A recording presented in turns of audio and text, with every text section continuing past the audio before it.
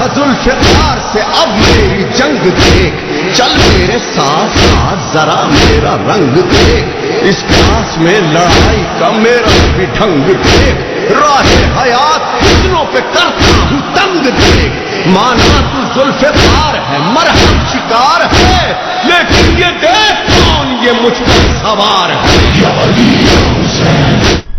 اعوذ باللہ من الشیطان اللعین الرجیم، بسم اللہ الرحمن الرحیم، الحمد للہ وکفی وسلام علی عبادہ الذین اصطفی۔ درود بھیجیے محمد وعلی۔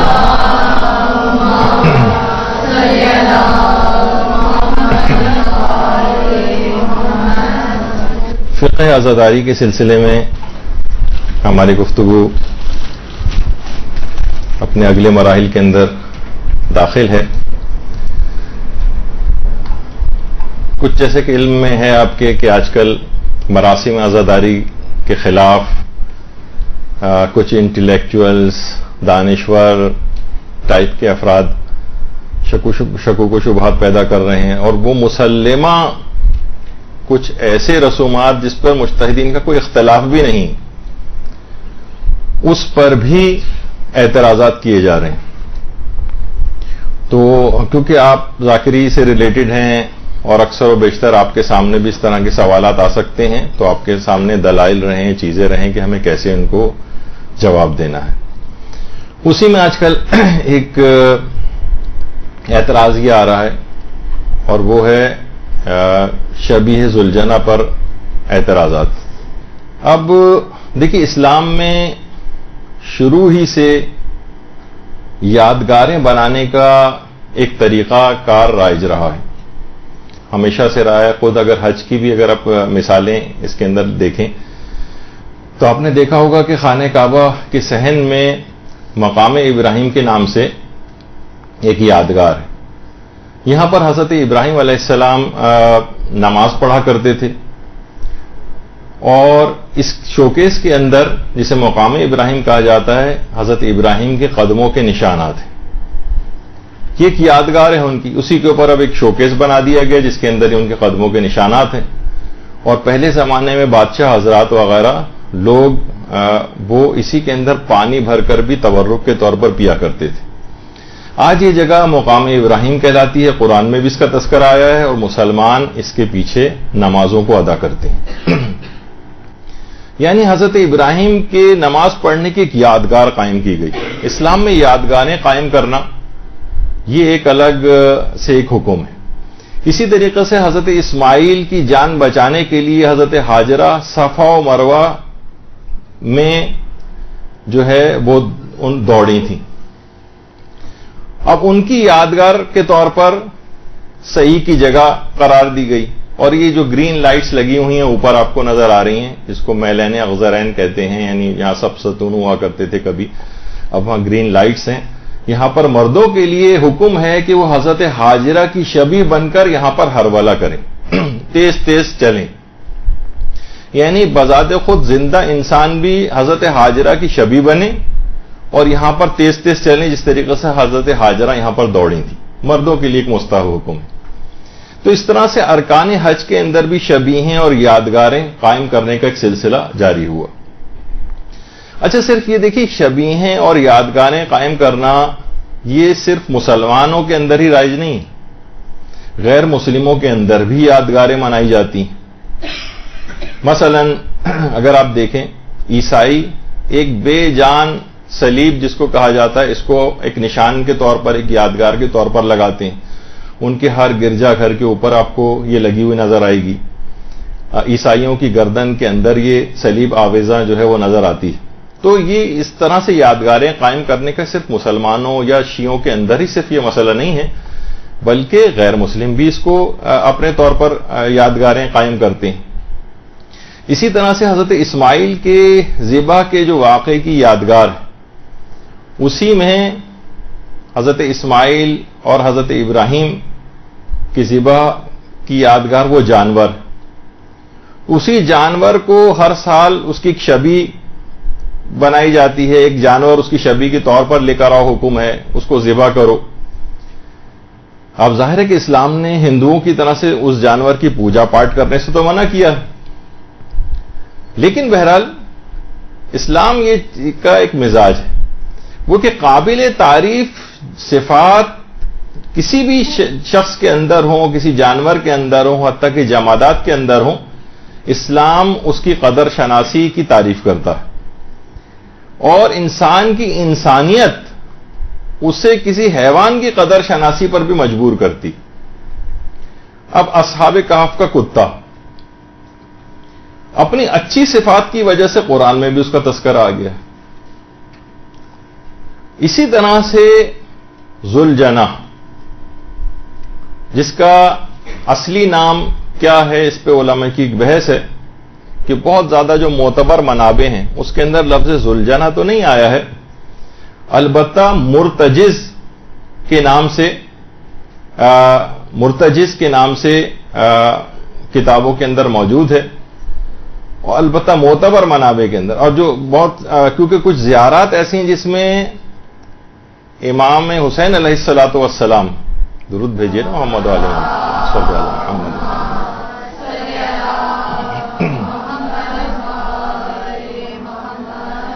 اس میں جیسے کہ زیارت نائیہ میں بھی امام کے اس گھوڑے کو جواد کہا گیا ہے، لیکن اصل نام اس کا مرتجز تھا۔ البتہ کچھ کتابیں اور ہیں مصائب وغیرہ کی، مثلا روضۃ الشہداء، اس کے اندر لفظ ذوالجناح بھی آیا۔ اچھا، اب ایک پہلے چیز ہے کہ ذوالجناح کی وجہ تسمیہ کیا ہے، اس کو ذوالجناح کیوں کہتے ہیں؟ دیکھیے کچھ افراد، ویسے اس کے لفظی معنی کیا ہیں؟ پروں والا، ذوالجناح کے معنی ہیں پروں والا۔ کچھ افراد کا یہ کہنا ہے، لیکن یہ کوئی ویسا عمومی طور پر ذاکرین سے آپ نے سنا ہوگا کہ اس کو جو پروں والا کہا جاتا ہے تو ظاہر ہے اس کو کوئی ویسے پر تو نہیں تھے کوئی، پھر کیوں کہا جاتا ہے؟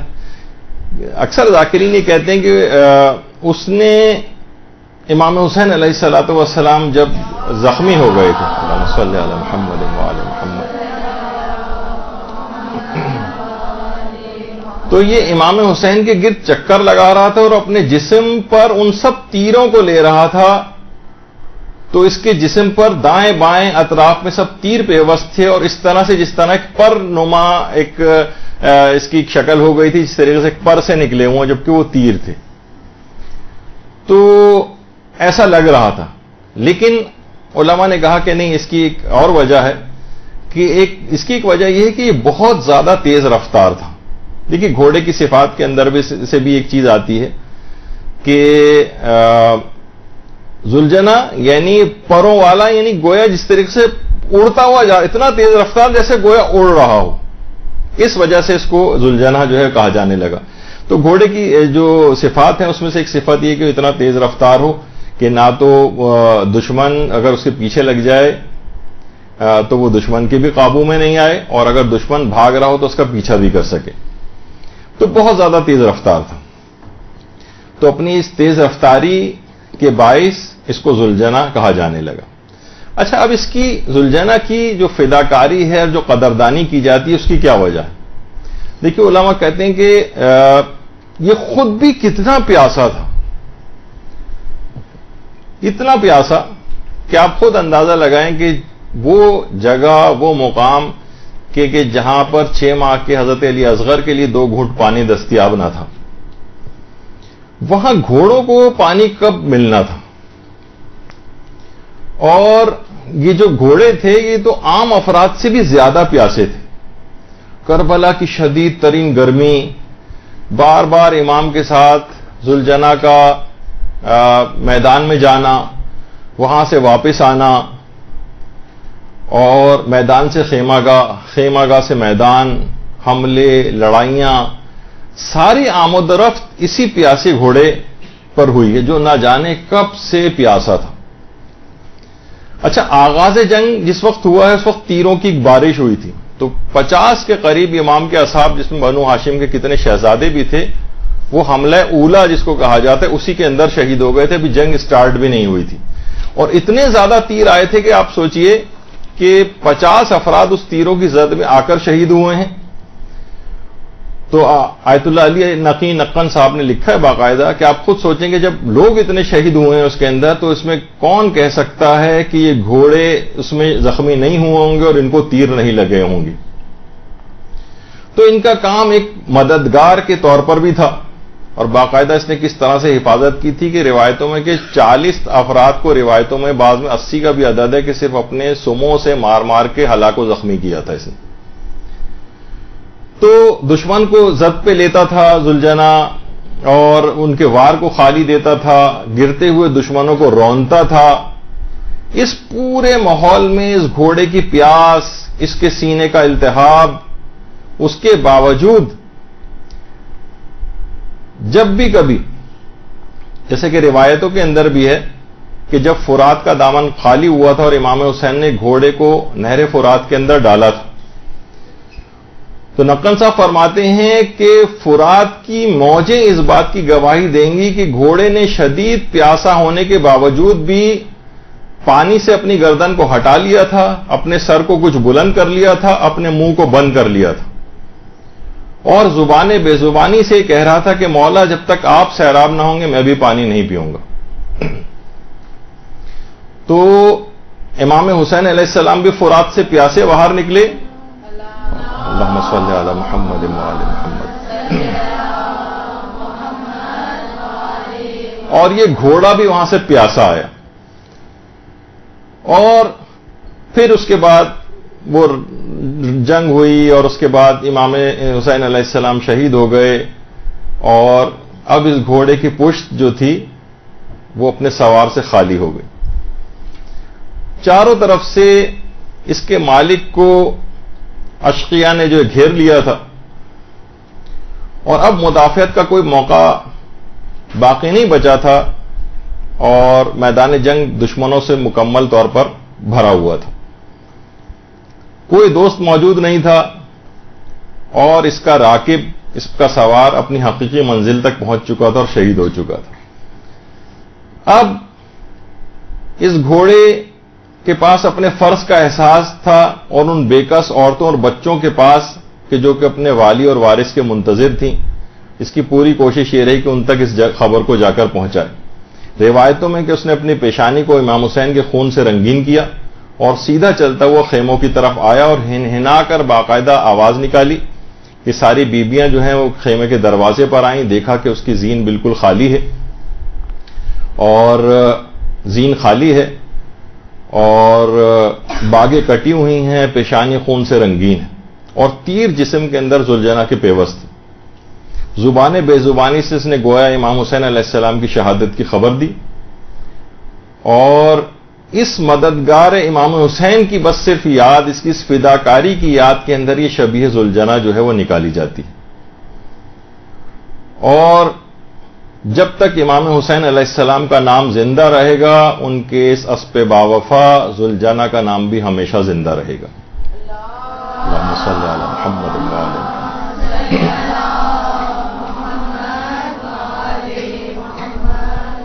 اس پر اعتراض کرنے والوں کے دل لگتا ہے کہ محبت سے خالی ہیں، عاطفت سے خالی ہیں، قدر شناسی کے جذبات کے ساتھ خالی ہیں۔ باقاعدہ آقا حسین انصاریان، ان کی جو مقتل سید الشہداء ہے، اس میں انہوں نے لکھا ہے کہ امام کی شہادت کے بعد اس نے اپنے لبوں سے امام کے جسم اقدس کے بوسے لیے تھے۔ باقاعدہ مقتل سید الشہداء میں آیت اللہ حسین انصاریان نے اس بات کو لکھا، اور کافی دیر تک یہ امام کے جسم اطہر کا استشمام کرتا رہا، سونگتا رہا تھا ان کی شہادت کے بعد، اور امام زمانہ علیہ الصلوۃ والسلام نے بھی اللہم صلی علی محمد وآل محمد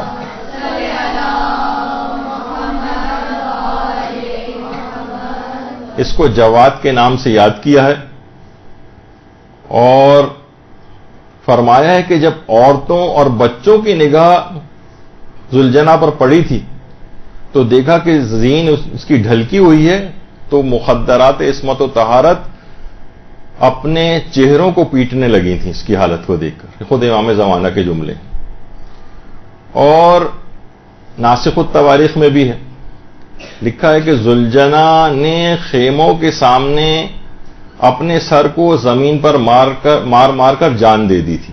ایک روایت یہ بھی ہے.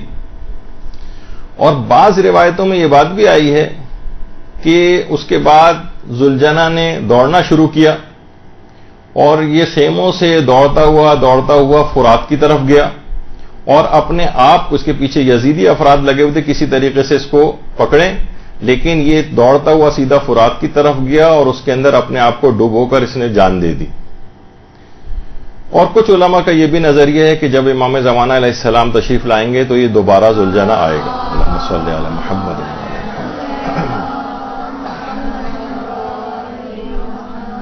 اس کے بعد یہ غائب ہو گیا. تو اس کے مختلف الگ الگ روایات میں ہے کہ اس کے بعد ذوالجنا کہاں گیا، تو اس کے لیے الگ الگ جو روایتیں ہیں بہرحال. تو اب دیکھیے یہ انہی کو کہا جاتا ہے نشانیاں غم امام حسین کے شعائر، جن کو کہا جاتا ہے شعائر حسینیہ.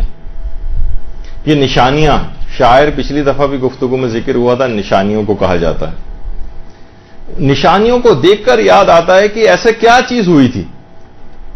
دیکھیے آپ دنیا کو کیسے بتائیں گے پکڑ کر ایک شخص کو کہ 6 ماہ کے بچے کی شہادت ہوئی تھی، کس کس کو پکڑ کر آپ مصائب کو سنائیں گے.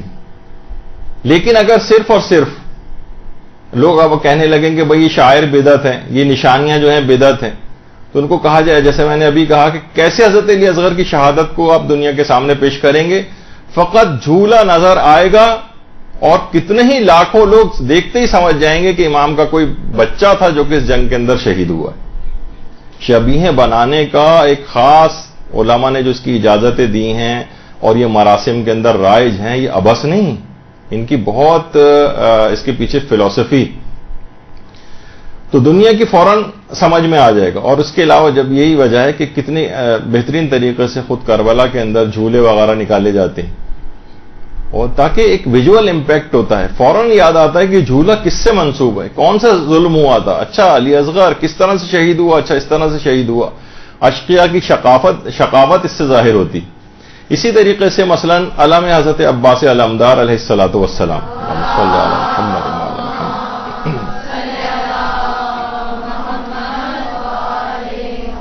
اس پہ لگے ہوئے پنجے، فوراً دماغ متوجہ ہوتا ہے کیوں ہے، اچھا یہ کٹے ہوئے ہاتھ ہیں، اچھا کس کے ہیں، کون تھا علمدار.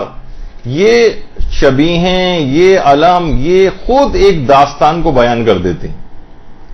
اس وجہ سے اسی طریقے سے مثلا جو ہم تابوت اٹھاتے ہیں، تابوت دیکھتے ہی ہر شخص کے دماغ میں آتا ہے کس کا تابوت ہے، کیا ہے، کیوں اٹھایا ہوا ہے، ہر شخص متوجہ ہوتا. تو یہاں تو ہمارے یہاں نہیں ہے، لیکن بہت سارے عرب دنیا کے اندر تو برداشت بھی نہیں کر سکتے کہ جسم میں پائمالی کے بعد حضرت قاسم وغیرہ کو گٹھڑی میں لانے کے جو واقعات ہیں اس تک کی یادگاریں عرب دنیا کے اندر منائی جاتی. تو ہر آدمی متوجہ ہوتا ہے ان مظالم کی طرف.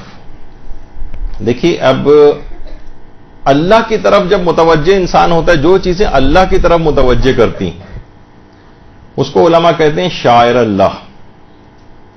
شاعر اللہ. دیکھیے جتنی بھی چیزیں ہیں، حتیٰ کہ یہ جو خود خانہ کعبہ ہے آپ کے سامنے، یہ خود اصل بیت معمور کی شبیہ ہے جو زمین پر قائم کی گئی. یہ بیت معمور کی شبیہ، اصل خانہ کعبہ وہ چوتھے آسمان پر، اس کی شبیہ، تاکہ اس شبیہ کو دیکھو اور اس بیت معمور کی طرف توجہ ہو تمہاری. دنیا کی جتنی بھی مساجد ہیں یہ مسجد بیت الحرام کی شبیہ. تو ہمیشہ اصل کے ساتھ شبیہ کا احترام بھی ہوتا ہے. مثلا مثال دی جاتی ہے، اب یہ خالی فریم ہے، مثال کے طور پر اس کے اندر کسی شخص کے والد محترم مرحوم کی تصویر لگی ہو اور کوئی شخص جائے اور اس فریم میں سے تصویر نکال کے پھاڑ کے پھینک دے تو فوراً غصے میں آ جائے گا. جیسے کہ اکثر علماء اس کی مثال بھی دیتے ہیں کہ بھائی دیکھا جائے تو اس نے کاغذ کا ٹکڑا ہی تو پھاڑا ہے. آپ کہیں نہیں بھائی میری ایک الگ حیثیت تھی اس تصویر کی میرے نزدیک. دیکھا جائے تو ایک شبیہ تھی، ایک تصویر تھی، ایک کاغذ کا ٹکڑا تھا. یہ کوئی ابا مرحوم تو یہاں پر نہیں لگے ہوئے تھے اس کے اندر کہ اس کو اگر ان کی ہم نے توہین کر دی تو نہیں، اصل کے ساتھ شبیہ کا بھی احترام ہوتا ہے. تو یہ تمام چیزیں ایسی ہیں اب مثلا دیکھا جائے تو بازاروں کے اندر کتنے ہی ماشکی ہیں جو مشق لے کے پانی وانی ادھر سے ادھر دیتے ہیں. اس کا کوئی احترام ہے؟ نہیں ہے احترام ہے. لیکن اب یہی شبی مشق سکینہ کے نام سے ہو تو اس کا احترام آ جائے گا. منسوب کر دیا آپ نے, اس کی وجہ سے احترام ہے. کتنے جگہوں کے اوپر آپ کو مختلف قسم کے جھنڈے ونڈے لگے ہوئے نظر آتے ہیں. ان کا کوئی احترام ہے؟ نہیں, کوئی احترام نہیں. پھینک سکتے ہیں, اکھاڑ کے پھینک دیجیے ان کو. لیکن کیا ہے, حتیٰ کہ اگر پاکستان کا بھی جھنڈا ایک احترام آ جائے گا. اب اگر کوئی اس کی توہین کرے گا, جلائے گا, فوری طور پر پولیس پکڑ کے لے جائے گی. دیکھا جائے تو ہم نے کپڑا ہی تو جلایا ہے, نہیں احترام, اس کی ایک نسبت آ گئی. تو اسی طریقے سے عام جھنڈے کا احترام نہیں ہے, لیکن علم حضرت عباس کا ہم نے منسوب کر دیا کہ حضرت عباس سے نسبت اس کی آ گئی, اب اس کا ایک احترام آ گیا. اسی طرح سے عام گھوڑا ہے, کتنے گھوڑے آپ کو نظر آتے ہیں بازاروں کے اندر چلتے ہوئے, تانگوں میں چلتے ہوئے. ریس کورس کے اندر کتنے گھوڑے دوڑتے ہوئے نظر آ رہے ہیں آپ کو. ان کا کوئی احترام نہیں. کبھی آپ نے دیکھا کوئی ان کا جا کر احترام کرتا ہو؟ لیکن نہیں, جب گھوڑا امام حسین سے منسوب ہو جائے گا, شبی ان کی بن جائے گی, اب اس کا ایک احترام آ جائے گا. اچھا, لوگ اعتراض کرتے ہوئے کہتے ہیں بھائی یہ نسبت آپ نے خود ہی تو دی ہے, آپ کی دی گئی نسبت سے احترام کیسے آ گیا؟ جی ہاں, خود نسبت دینے سے بھی احترام آ جاتا ہے. مثلا کہا جاتا ہے کہ جناب آپ ایک کپڑا لے کر آئیں, کپڑے کے 2 حصے کریں, ایک حصے سے آپ اس کپڑے سے جزدان بنانے قرآن کا, قرآن نہیں بھی رکھیں گے تو احترام آ جائے گا. اور دوسرا آدھا کپڑا جو آپ نے الگ کیا اس سے گھر کا وہ پوچا ووچا ٹائپ کا بنا دیں, اس سے صفائی شروع کر دیں, اس کا کوئی احترام نہیں. یعنی آپ نے خود ہی نسبت دی قرآن سے ایک چیز کو, اس کا احترام آ گیا, اور دوسرے کو نسبت نہیں دی, اس کا کوئی احترام نہیں. تو اس طرح سے جیسے کہ کہا جاتا ہے غلاف کعبہ, غلاف کعبہ جب تک کعبے کے اوپر لگا بھی نہ ہو, جب تک یہ صرف فیکٹریوں کے اندر تیار ہو رہا ہو, اس وقت بھی اس کا ایک احترام آ جاتا ہے. حالانکہ ہو سکتا ہے نہ لگے, لیکن نہیں, اس کے بعد یعنی آپ خود ہی بنا رہے ہیں کپڑا, خود ہی اس کو ٹاک رہے ہیں, اس کے اوپر چیزیں خود ہی اس کو آرائش دے رہے ہیں آپ, لیکن پھر بھی اس کا ایک احترام آ جائے گا, اس کا ایک احترام. تو حتیٰ کہ اس کے بعد جب یہ خانہ کعبہ کے اوپر نہیں بھی رہتا اور اس سے الگ ہو جاتا ہے, اس کے ٹکڑے اور پیسز کر کے تبرک کے طور پر لوگوں کو دیے جاتے ہیں, وہ اپنی آنکھوں سے لگاتے ہیں, گھر میں لا کر رکھتے ہیں. ٹھیک ہے, اب تو خانہ کعبہ پہ نہیں رہا نا یہ, اس کا بھی احترام ختم ہو جانا چاہیے تھا. ہم نے خود ہی کپڑا بنایا, خود ہی اسے غلاف کعبہ سے نسبت دی, لے جا کر لگایا, اس کو الگ کیا اور احترام آ گیا اس کا. جب یہی وجہ ہے کہ مولانا اظہر حسن زیدی صاحب قبلہ اپنی تقریروں میں فرماتے تھے کہ روزانہ ریس کورس میں کتنے گھوڑے دوڑتے ہیں, کسی کو اعتراض نہیں ہوتا, کوئی فتویٰ نہیں آتا, اور ہم فقط تعظیم میں عقیدت سے ایک گھوڑا نکالتے ہیں تو ہم پر فوراً کفر کے اور شرک کے فتوے آنے لگتے ہیں. تو بہرحال یہ تمام چیزیں ایسی ہیں. اور یہاں تک ہے کہ دیکھیے عام گھوڑا ایک الگ ہے, کوئی بھی شخص گھوڑا لے کے گھر میں پال سکتا ہے, لیکن اگر آپ نے نسبت دے کے ذوالجناح قرار دیا تو حکومت پاکستان کی طرف سے اس کا ایک لائسنس لینا پڑتا ہے. اس کا مطلب ہوا کہ نسبت دینے کے سے کچھ قوانین کی زد میں بھی آپ آ جاتے ہیں, یعنی خود دوسرے لوگ بھی اس کا ایک خصوصیت اس کے اندر ایک پیدا ہو جاتی ہے کہ نہیں اب لائسنس لیں آپ. تو اسی طریقے سے جس طرح شاعر اللہ ہیں, اسی طرح سے شاعر حسینی بھی. اچھا, کوئی ضروری نہیں ہے یہ کہ شاعر حسینیہ اور شاعر اللہ کوئی مخصوص ہیں. جیسے خود قرآن کے اندر یہ چیز آئی ہے کہ وَمَن يُعَظِّمْ شَاعِرَ اللَّهِ فَإِنَّهَا مِن تَقْوَى الْقُلُوبِ. قرآن کے اندر بھی ان کی تعظیم کو تقوی کی ایک نشانی جو ہے وہ قرار دیا گیا ہے. اچھا, قرآن نے کچھ مثالیں بھی دی کہ شاعر اللہ کون سے ہیں. اچھا, یہ صرف مثالیں, یہ نہیں کہ صرف یہی شاعر اللہ ہیں. مثلا صفا و مروہ کو کہا گیا کہ ان الصفا والمروہ من شاعر اللہ, صفا اور مروہ شاعر خدا میں سے ہیں, من شاعر اللہ. اس جو لفظ من ہے نا, یہ اگر نہ ہوتا تو پھر یہ ہوتا کہ صرف اور صرف صفا و مروہ ہی شاعر خدا ہے. یہاں من کا اضافہ کر کے 2 جگہوں پہ 2 قرآن نے مثالیں دی اور دونوں کے اندر من آیا ہے. ان الصفا والمروہ من شاعر اللہ, شاعر اللہ میں سے, اس کا مطلب شاعر اللہ بہت سے, اس کے اندر سے ایک صفا و مروہ. پھر اس کے بعد ہے والبدن جعلناها لکم من شعائر اللہ، جو قربانی کا جانور ہے یہ بھی شاعر خدا میں سے، یہ بھی شاعر اللہ میں سے، یہاں پہ بھی ہے من شاعر اللہ، یعنی اس کے مطلب ہے کہ یہ کوئی مخصوص شاعر خدا نہیں ہے، مخصوص شاعر اللہ نہیں ہے، بلکہ ایک بہت ساری چیزیں ہیں جس کی دو مثالیں دی گئی. تو اچھا، اب ایک اس کے اندر ہے جانور، جانور کو کہا یہ شاعر اللہ میں سے. والبدنا، بدنا جو کہا ہے اس کو، جو قربانی کا جانور. اور جمادات میں سے جو دو پہاڑیاں ہیں، صفا پہاڑی اور دوسری پہاڑی ہے مروہ پہاڑی. وہ تو پہاڑی بھی نہیں، ٹیلا بھی نہیں کہا جا سکتا اس کو، اب تو اتنی نیچے وہ ہو گئی. اچھا، اگر ان کی تعظیم ان کے پہاڑ کی طرح سے پرہیبت اور بڑے ہونے کی بنا پر اگر قرار دی جائے کہ اللہ نے اس وجہ سے ان کو شاعر خدا کہا ہے، تو پھر تو کیٹو جو ہے اس کو شاعر اللہ میں سے ہونا چاہیے تھا، اس سے تو بڑا کوئی ہے ہی نہیں. اور ہمالیہ کو جو ہے وہ شاعر خدا میں سے ہونا چاہیے تھا، لیکن نہیں. تو حضرت حاجرہ کے قدموں سے مس ہو کر جو پہاڑیاں تھیں وہ شاعر اللہ بن گئیں. تو وہ جانور کہ جس پر جوانان جنت کا سردار سوار ہو، وہ شاعر خدا میں سے نہیں قرار پائے گا. جس طریقے سے حج کا جانور بدنا، ابھی اس کو قربان بھی نہیں کیا ہے، ابھی اس کو قربانی کرنا باقی ہے، تب بھی بغیر قربان ہوئے بھی یہ شاعر اللہ میں سے ہوتا ہے. لیکن جس نے خود کو بلکہ اپنے پورے خاندان کو قربان کر دیا ہو، کیا وہ شاعر اللہ میں سے نہیں ہوگا؟ یہی وجہ ہے کہ پیغمبر اکرم ختمی مرتبت صلی اللہ علیہ وآلہ وسلم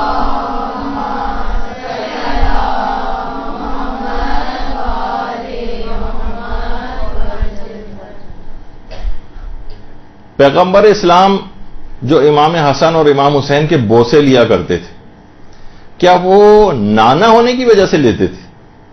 نہیں، وہ شاعر اللہ کا احترام تھا. اچھا، نانا کی محبت ہوتی تو گال کے بچوں کے بوسے لیے جاتے ہیں، رخساروں کے بوسے لیے جاتے ہیں، پیشانی کے بوسے لیے جاتے ہیں، سر کا بوسہ لیا جاتا ہے.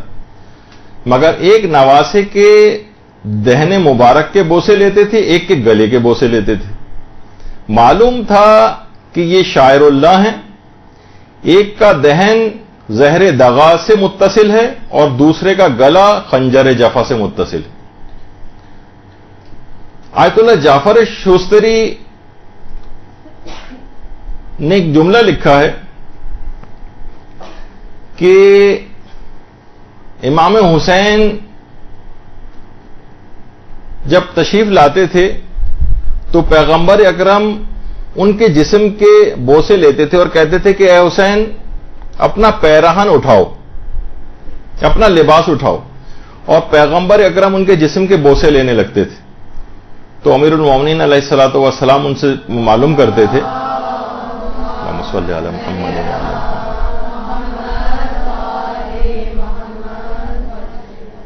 کہ یا رسول اللہ اس کی کیا وجہ ہے کہ آپ جسم سے لباس اٹھا کے حسین کے جسم کے بوسے لیتے ہیں؟ کہا کہ ہاں، جہاں جہاں تلواروں کی ضربیں لگیں گی وہاں وہاں کے میں بوسے لیتا ہوں. تو یہ عمل فقط ایک نانا کی محبت کا اظہار نہیں تھا، بلکہ امت کو شاعر کا احترام سکھانا مقصود تھا. اچھا، آپ علماء فرماتے ہیں کہ دیکھیے جو خلیل خدا کی قربانی تھی، خلیل خدا کی قربانی، مسلمانوں سے اگر آپ پوچھیں کہ اس جانور کو دیکھ کے آپ کو کیا چیز یاد آتی، فوراً وہ کہے گا کہ ہمیں ابراہیم و اسماعیل کی قربانی کی یاد آتی. اچھا، آپ نہ خلیل خدا رہے نہ اسماعیل رہے، مگر پھر بھی اس جانور کو دیکھو اور ان کی قربانی کو یاد کرو. اسماعیل ذبح بھی نہیں ہوئے، قربانی ملتوی ہو گئی. تو وہ اسلام کے جو کہ سابقہ دور کے ایک نبی کی ملتوی قربانی کی یادگار منانے کا حکم دیتا ہے، وہ رسول خدا کے اپنے گھر میں وقوع پذیر ہونے والی قربانی کو کیسے فراموش کر دے گا؟ وہ تو ملتوی شدہ قربانی کی یادگار منانے کا حکم دے رہے ہیں، اور جو قربانی حقیقتاً واقع ہو گئی رسول کے گھر میں، وہ کیسے اس کو فراموش کرے گا؟ دیکھیے علماء یہ بھی کہتے ہیں کہ ابراہیم و اسماعیل کی قربانی میں اصل میں دو کردار تھے، ایک ذبح ہونے والا تھا اور ایک ذبح کرنے والا تھا، ایک قربان ہو رہا تھا اور ایک قربان کر رہا تھا، دو چیزیں تھیں نا۔ اچھا، خود امام حسین علیہ السلام دونوں کردار بیک وقت امام کے اندر موجود تھے، امام خلیل بھی تھے اور بیک وقت ذبیح بھی تھے۔ ذبیح رسول اللہ کی نسبت سے تھے، ذبیح رسول اللہ کی نسبت سے تھے، اور خلیل جو تھے وہ حضرت علی اکبر علیہ السلام کی قربانی انہوں نے پیش کی، اور حضرت علی اصغر علیہ السلام کی قربانی انہوں نے پیش کی۔ تو خلیل بھی تھے اور ذبیح بھی تھے، یعنی ان کی قربانی خلیل بن کر پیش کی، اور اسماعیل کی مانند امام خود بھی ذبح ہو گئے۔ اور یہ جانور بھی جو اب ذبح ہو رہا ہے، اور یہ گوسفند جو حضرت اسماعیل کی شبیہ ہے، یہ اصل میں اسی گوسفند کی شبیہ ہے جو حضرت اسماعیل نے جس کو ذبح کیا تھا۔ تو اس کا احترام کیوں ہے، اس کی توہین کیوں نہیں کر سکتے جو ہم حج پہ قربانی کرتے ہیں اور جو بقرعید کی مستحب قربانی کرتے ہیں کہ اس جانور نے ایک نبی زادے کی جان بچائی؟ تو جو بھی نبی زادے کی جان بچائے وہ شاعر اللہ میں داخل ہو جاتا۔ تو ذوالجنہ نے رسول اللہ کے نواسے کی آخری وقت تک جان بچائی، آخری وقت تک۔ یہ وفادار جانور نہ جانے کب سے پیاسا تھا، امام شہید ہو گئے، خود وہ حوض کوثر سے سیراب ہو گئے، مگر یہ امام کے بعد بھی پیاسا رہا اور آخر وقت تک ان کی جان بچاتا رہا، یہاں تک کہ اپنے پاؤں سے اشقیاء کو کچلتا رہا۔ تو اب ایک یاد رکھیے کہ اب کوئی جانور اگر نبی زادے کی جان بچائے تو وہ یاد رکھنے کے قابل ہے۔ ہم وفادار ہیں، ہم ایسے جانور کو بھی یاد رکھیں گے جو آل رسول کے کام آیا ہے، اور ہم ہر اس انسان کو بھلا دیں گے جو آل رسول کے کام نہیں آیا۔ اللہم صلی علی محمد وآل محمد۔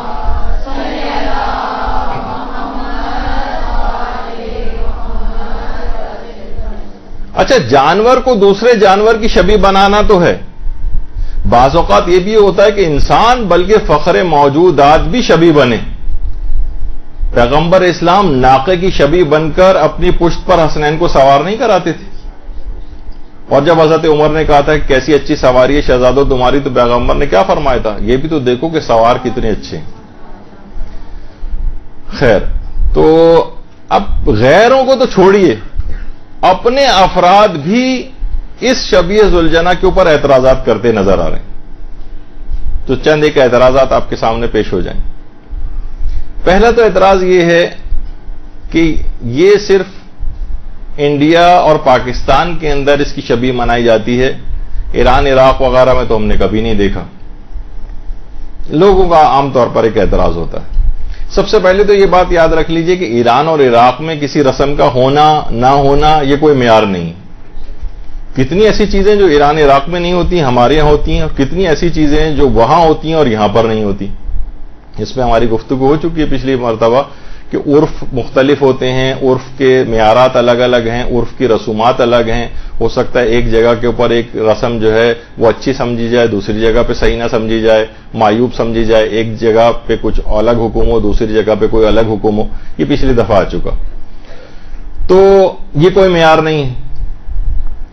اچھا دیکھیے، ہمارے ہاں کچھ رسومات بہرحال ان علاقوں سے زیادہ نظر آتی ہیں بظاہر، تو علماء فرماتے دیکھیے اس کی کچھ نفسیاتی وجوہات بھی، نفسیاتی وجوہات۔ دیکھیے نفسیاتی وجہ یہ کہ خود ایران کے اندر آئمہ کی اوریجنل قبریں موجود ہیں، اوریجنل روضے موجود ہیں۔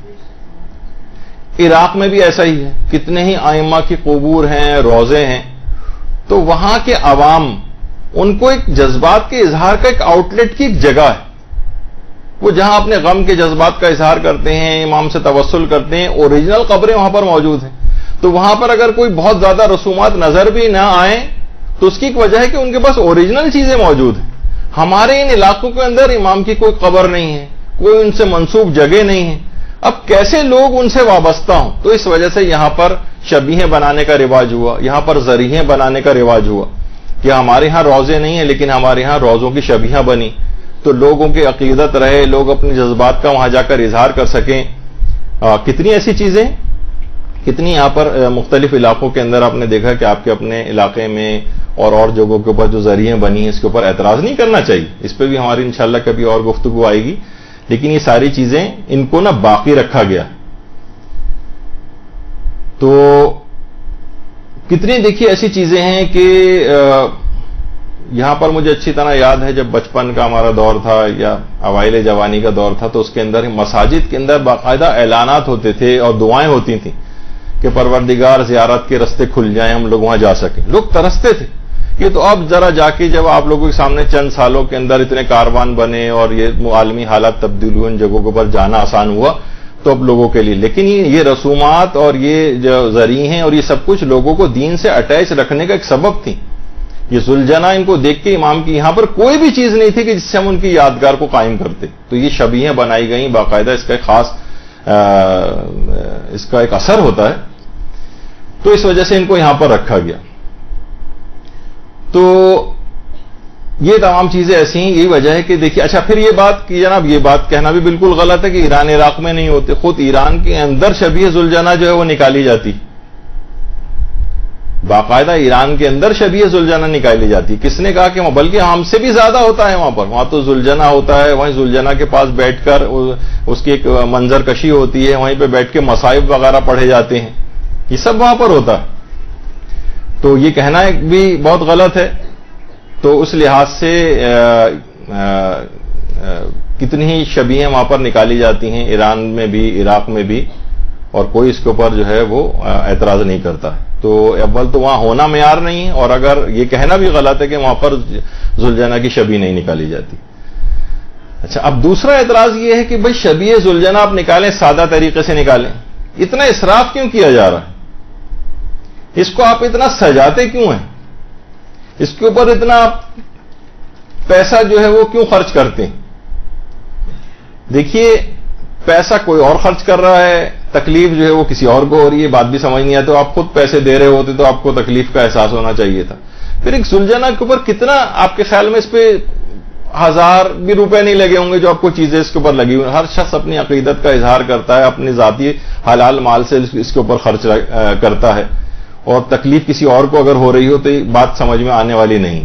کسی کو اور بہت ہے کہ مالیات کو تو اپنے گھر کا سامان بیچیں، دین کے اوپر خرچ کریں، تو اسی کے اندر سے کٹوتی جو ہے کیوں نظر آ رہی؟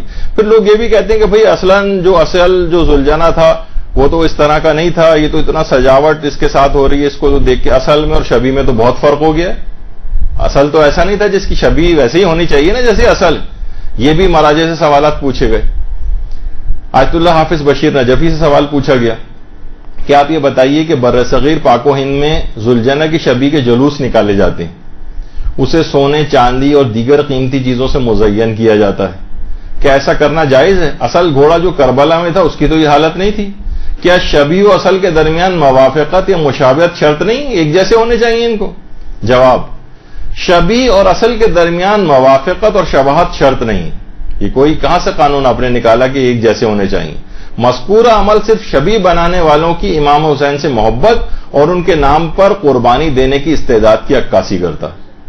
یعنی ان کی امام حسین سے محبت کا اظہار ہے، یہ نہیں کہ یہ بالکل ویسے ہی بنا رہے ہیں اس کو کہ جیسے کہ امام کا ہوا کرتا تھا. اصل میں اور شبیہ میں موافقت شرط نہیں، ملتی جلتی چیزیں ہونی چاہیے، لیکن ایک ایک چیز بالکل ویسی ہو یہ تو ضروری نہیں.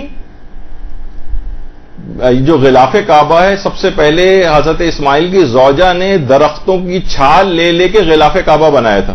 درختوں کی چھال کا بنا ہوا تھا غلاف کعبہ، کپڑے کا نہیں تھا. اب آپ کہیں کہ ہمیں تو پہلا والا غلاف کعبہ جو چھال سے بنایا گیا تھا بالکل ویسی اوریجنل ہم ویسے ہی بنا کے اس کے اوپر لگائیں گے، نہیں. وہ بالکل ایک اصل اور شبیہ کے اندر کوئی موافقت شرط نہیں ہوتی. تو یہ والا ایک اعتراض جو کہ بالکل ایک لحاظ سے ایک ویلڈ اعتراض نہیں ہے. لوگ اپنی مرضی سے اپنا حلال مال اس کے اوپر لگاتے ہیں. دیکھیے ائمہ کے قبور کے اوپر کتنا زیادہ پیسہ جو ہے لوگ آج کل اس پر بھی اعتراض ہونے لگا ہے، تو ہندوؤں کی طرح سے چڑھاوے چڑھانے والی بات ہوگی. تو آج کل لوگ ہندوؤں کے اندر بہت پی ایچ ڈی کیا ہوا ہے لوگوں نے، ان کی رسومات، بھائی اپنی بھی آپ کی رسومات ہیں، اپنے بھی آپ کے طور طریقے ہیں. تو ائمہ کے قبور پر لوگ پیسے بھی لے جا کر ڈالتے ہیں. ہم دیکھتی ہیں زری کے اندر کتنے پیسے پڑے ہوئے ہوتے ہیں، حتیٰ کہ عورتیں اپنے زیورات تک زریوں کے اندر ڈالتی ہیں. اور اتنا زیادہ پیسہ وہاں پر اس لحاظ سے اکٹھا ہوتا ہے ائمہ کی زری پر کہ ایک زمانہ گزرا ہے کہ جب حکومت ایران اپنی ضرورتوں کے لیے جب جنگ وغیرہ ہو رہی تھی وہاں پر اس پہ مسلط کی گئی تھی، تو امام رضا علیہ الصلوۃ والسلام کے روضے سے قرض لیا جاتا تھا. اللہم صلی علی محمد.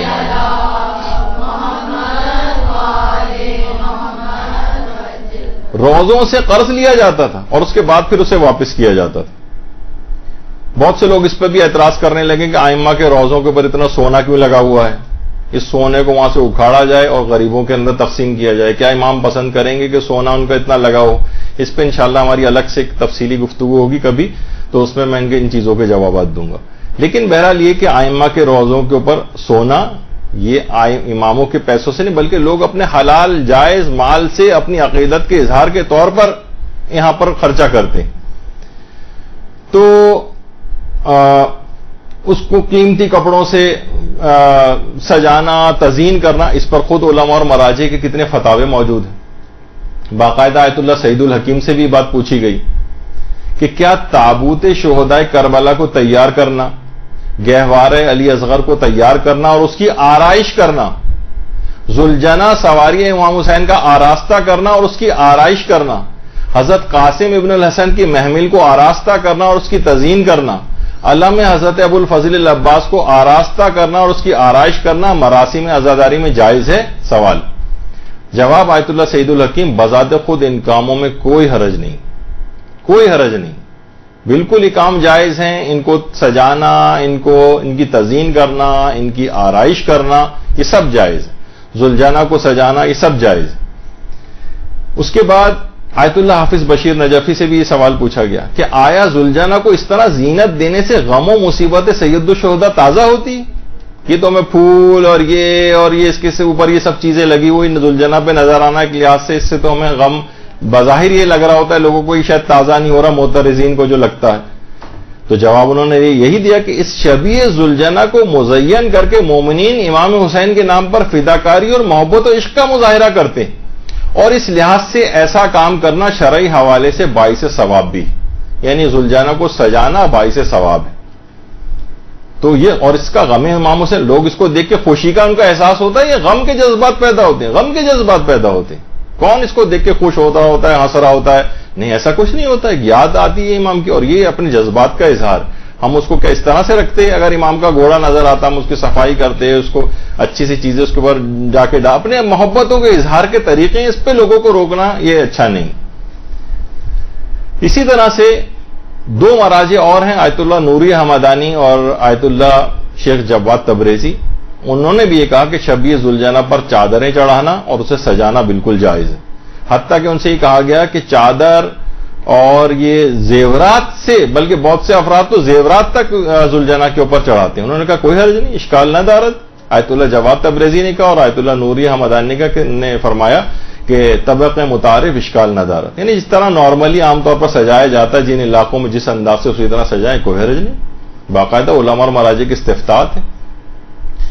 اور آیت اللہ سیستانی کے جو نمائندے جو باقاعدہ سوالوں کے جو ہیئت استفتاء کے اندر ہیں اور سوالوں کے جوابات، بلکہ اس کے ہیڈ ہیں آغا مرتضی مہری، تو ان سے باقاعدہ بہت سے لوگ بھی کہنے لگے ہیں بھائی یہ تو جائز نہیں ہے، حرام ہے. تو یہ سوال ان سے پوچھا گیا کہ کیا آیت اللہ سیستانی کے نزدیک مراسم عزاداری میں شہدائے کربلا کے تابوت، علی اصغر کا جھولا، حضرت قاسم کی محمل، ذوالجناح امام حسین، علم حضرت عباس کو بنانا اور آراستہ کرنا، اسے سجانا حرام ہے؟ جواب ہے ان چیزوں کے حرام ہونے کی کوئی دلیل نہیں. یہ کس طرح سے لوگ کہہ رہے ہیں کہ بھئی یہ چیزیں حرام؟ کیا دلیل ہے آپ کے پاس؟ نہیں، ایسا کچھ نہیں. تو یہ تمام چیزیں بہت ہی عجیب و غریب آج کل ہونا شروع ہو گئی ہیں. تو ان کو یہ بھی ایک اعتراض ہے، نہیں اتنا آراستہ کرنے کی کیا ضرورت ہے؟ نہیں، اس سے یہ محبت اور عشق کے جذبات کا اظہار کیا جاتا ہے، اور آپ نے دیکھا کہ علماء فرماتے ہیں کہ باعث ثواب بھی. اچھا، اب پھر یہ بھی اعتراض کیا جاتا ہے کہ بھائی ایک آدھ زلجانہ نکالنا کافی ہے پورے شہر میں، اتنے زیادہ زلجانہ نکالنے کی کیا ضرورت؟ اول تو خیر اتنے زیادہ زلجانہ کہیں پہ ایک علاقے میں زیادہ زیادہ ایک ہوتا، انچولی میں ایک زلجانہ ہے، جعفر طیار میں مشکل سے ایک زلجانہ ہوگا، اور علاقوں کے اندر ایک ایک جہاں جہاں مومنین موجود ہیں. تو آج کل ہر وقت کفایت شاری ساری عزاداری کے سلسلے میں لوگوں کو یاد آنے لگتی ہے. اتنے زلجانہ کیوں ہیں، اتنا علم کیوں ہیں، اتنے بڑے علم کیوں ہیں، اور چھوٹے جو ہیں اس سے جب کام چل سکتا ہے تو اتنے بڑے کیوں بنائے جائے، اتنا کپڑا ان کے اوپر ضائع ہوتا ہے، کسی غریب کو ہی وہ کپڑا پہنا دیا جائے وغیرہ وغیرہ. تو دیکھیے یہ سب ایک فائدے مند کام ہے. امام حسین کی یاد منانے کے لیے جتنے بھی ضروری سمجھے جائیں اتنے زلجانہ بھی بن سکتے ہیں، اتنے ہی علم بھی بنائے جا سکتے ہیں، اپنی عقیدت کا ایک اظہار. اب مثلا ہم کہیں جیسے انچولی کے اندر ایک ہمارا مدرسہ القائم مثلا، اب کتنے ہی مدارس اور یہاں پر آلریڈی موجود ہیں، اور ہماری خواہش ہے کہ اور بھی اس سے بھی زیادہ. اب کوئی کہے کہ بھائی انچولی میں ایک مدرسہ کافی، اتنے زیادہ مدرسوں کی کیا ضرورت ہے؟ نہیں، ضرورت ہے. جتنے بھی اسلام کی شوکت کا اظہار ہو، جتنے بھی وہاں پر طالب علم پڑھیں، جتنے بھی ہر جگہ ہر گلی کے اندر ایک اگر چھوٹا سا ایک مدرسہ بن جائے. لوگ بعض اوقات اتنی دور نہیں آ سکتے کہ انچولی کے بالکل کارنر پہ رہتا ہے، یہاں آنا میں اس کو مشکل ہے، اپنے گھر کے قریب کوئی مدرسہ ہو. تو جتنے بھی ہوں اتنے ہی زیادہ اچھے ہیں. اچھا، بعض اوقات ایک نعرہ سننے میں آتا ہے بھائی ایک مرکز ہونا چاہیے. میں اس لحاظ سے کہہ رہا ہوں بھی کہ ہمارے دینی اور وہ جو مختلف مراکز ہیں، بعض اوقات علماء کہتے ہیں کہ نہیں، مراکز بھی ایک سے زیادہ ہونے چاہیے. بعض اوقات یہ ہوتا ہے کہ دشمن اپنی ساری فورس لگا کے ایک جگہ پہ ایک مرکز کو ختم کر دیتا ہے، تو اگر کئی مراکز ہوں تو دوسرا مرکز اس کی جگہ کو سنبھال لیتا ہے. مثلا جیسے کہ حوزہ علمیہ ہمارا قوم ہے، ماشاءاللہ سے کیا بہار ہے، کتنے لاکھوں علماء وہاں پر تیار ہو کے نکل چکے ہیں اور نکل رہے ہیں، اور انشاءاللہ نکلتے رہیں گے وہاں سے. تو علماء کے جو وہاں دیکھیں کتنے زبردست علماء کے وہاں پر درس خارج، علماء کی ایک بہار ہے جو کہ قوم کے اندر نظر آ رہی. اسی طریقے سے یعنی کبھی ایک زمانہ تھا یہیں پر آیت اللہ سید محمد رضا گل پائگانی تقریباً ایک جوانی کا ان کا دور تھا، اسی معصومہ قوم کے صحنوں میں جو ہے وہ درس دیا کرتے تھے. اسی طریقے سے نجف اشرف ہے ہمارا، نجف میں علماء کی اس طرح سے دروس ہوتے تھے، اور آیت اللہ خوئی وہاں پہ مسجد خضرا کے اندر جو ہے وہ درس دیا کرتے تھے. اور اب وہی اب دیکھیں کتنے بڑے بڑے ایسے ادوار وہاں پر آئے ہیں کہ بیچ میں حوضہ لوگ وہاں کم جانے لگے تھے، کتنی مشکلات ہو گئی تھیں صدام وغیرہ کے دور میں. تو ہمارا دوسرا مرکز قوم موجود تھا، وہ طاقتور ہوتا چلا گیا. تو دشمن اگر ایک مرکز کے اوپر وہ رہے تو دوسرا مرکز ہونا چاہیے. کتنے ہمارے ایسے مراکز ہیں، اگر آپ دیکھیں باقاعدہ ہلہ میں ہمارا ایک حوزہ علمیہ رہ چکا ہے، اسی طریقے سے مثلا جبل عامل میں رہ چکا ہے، اور سامرہ میں اور مختلف جگہوں پہ. تو ہر جگہ یہ حوزہ جات بھی ہر جگہ کھلنے چاہیے. پاکستان کے اندر بھی اگر علماء کوشش کریں تو یہاں پر بھی ایک بہترین حوزہ جو ہے اسی انداز کا جو ہے وہ بنایا جا سکتا ہے، اور ہر جگہ ہو. اللہم صلی علی محمد و علی محمد. ایک زمانہ تھا کراچی شہر کے اندر صرف ایک کیسٹ لائبریری ہوتی تھی، نجفی کیسٹ لائبریری، ماشاءاللہ ابھی بھی موجود ہے اور کام کر رہی ہے. تو باقاعدہ ابھی کے استاد ایک محترم وسیع امام صاحب قبلہ جو ہے، وہ اس زمانے میں آج سے تقریباً 30 سال پرانی بات ہے، 30 یا 35 سال پرانی. تو وہ کسی جگہ کسی عالم دین کے پاس گئے تھے اور ان سے کہا تھا کہ بھائی ہم اپنے علاقے میں بھی کیسٹ لائبریری قائم کرنا چاہ رہے ہیں. تو انہوں نے باقاعدہ ان کو ڈانٹا کہ ایک کیسٹ لائبریری ہے تو کیا ضرورت ہے آپ کو دوسری کیسٹ لائبریری بھی بنانے کی اور 1.5 اینٹ کی مسجدیں اپنی بنانے کی. جبکہ اس کے بعد علماء نے وہی تھا کہ ہر علاقے کے اندر جو ہے وہ کیسٹ لائبریری ہونی چاہیے. ایک کیسٹ لائبریری کہاں تک لوگوں کی جو ہے وہ پوری کرے گی ضروریات. تو کئی کیسٹ لائبریری ایک جال سا پھیل گیا، بک لائبریریز قائم ہو گئی، ہر جگہ کی ضرورت ہوتی. تو یہ تمام چیزیں بھی یہ نہیں کہ بس ایک گھوڑا کافی ہے، ایک زلجانہ کافی ہے، ایک علم کافی ہے، ایک تابوت کافی ہے. نہیں، جتنی بھی ضرورت ہوگی، جتنی زیادہ ہوں گی، اتنے ہی مظاہر غم و حزن کے ہر علاقے کے اندر جو ہے وہ نظر آئیں گی. تو یہ تمام چیزیں دیکھیے اس طرح سے ہیں کہ ہر علاقے کے اندر جو ہے وہ زلجانہ ہوں. لوگوں کی بہت عقیدتیں وابستہ ہیں، ان کی عقیدتوں سے اس طرح سے نہیں کھیلنا چاہیے کہ آپ اعتراض کر کے ان کو مشکوک بنائیں. کتنے لوگ ہیں اس کو ہاتھ لگانے کے لیے اس کو متورک سمجھتے ہیں، اس کو ہاتھ لگاتے ہیں، اس کو پیار کرنے کے لیے آتے ہیں. امام کی باقاعدہ ایک یادگار کے طور پر اس کو دیکھا جاتا ہے. کتنے لوگوں کے جذبات اس کے ساتھ وابستہ ہوتے ہیں. ان پہ اعتراضات کر کے ان کے جگر کو چھلنی کیا جائے، ان کو مشکوک بنایا جائے، جبکہ ان تمام چیزوں کے اثرات ہوتے ہیں.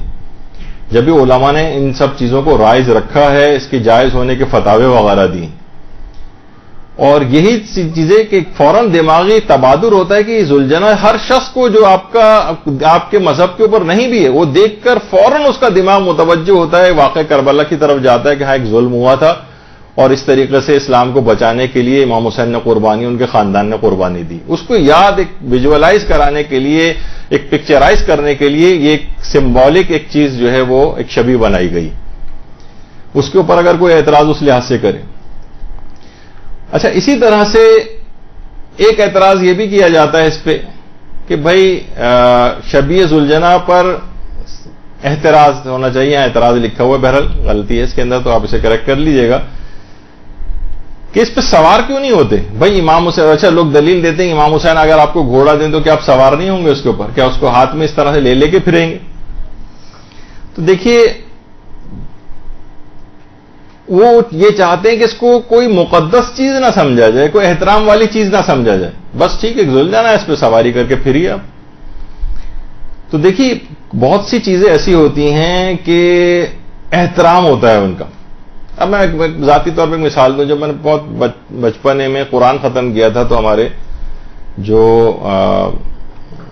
حافظ قرآن تھے، جنہوں نے مجھے خدا غریق رحمت کرے، اب تو انتقال ہو گیا ان کا، انہوں نے مجھے ایک تحفے کے طور پہ ایک بال پوائنٹ دیا تھا.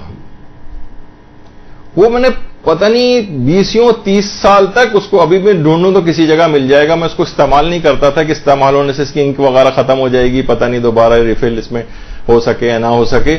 تو میں اپنے پاس سنبھال کے رکھتا تھا اس کو، اور استعمال بھی نہیں کرتا تھا. بس یہ کہ ان کا ایک میرے پاس تھا، مجھے خوشی ہوئی تھی کہ انہوں نے مجھے ایک انعام میں دیا. بچپن کی بات.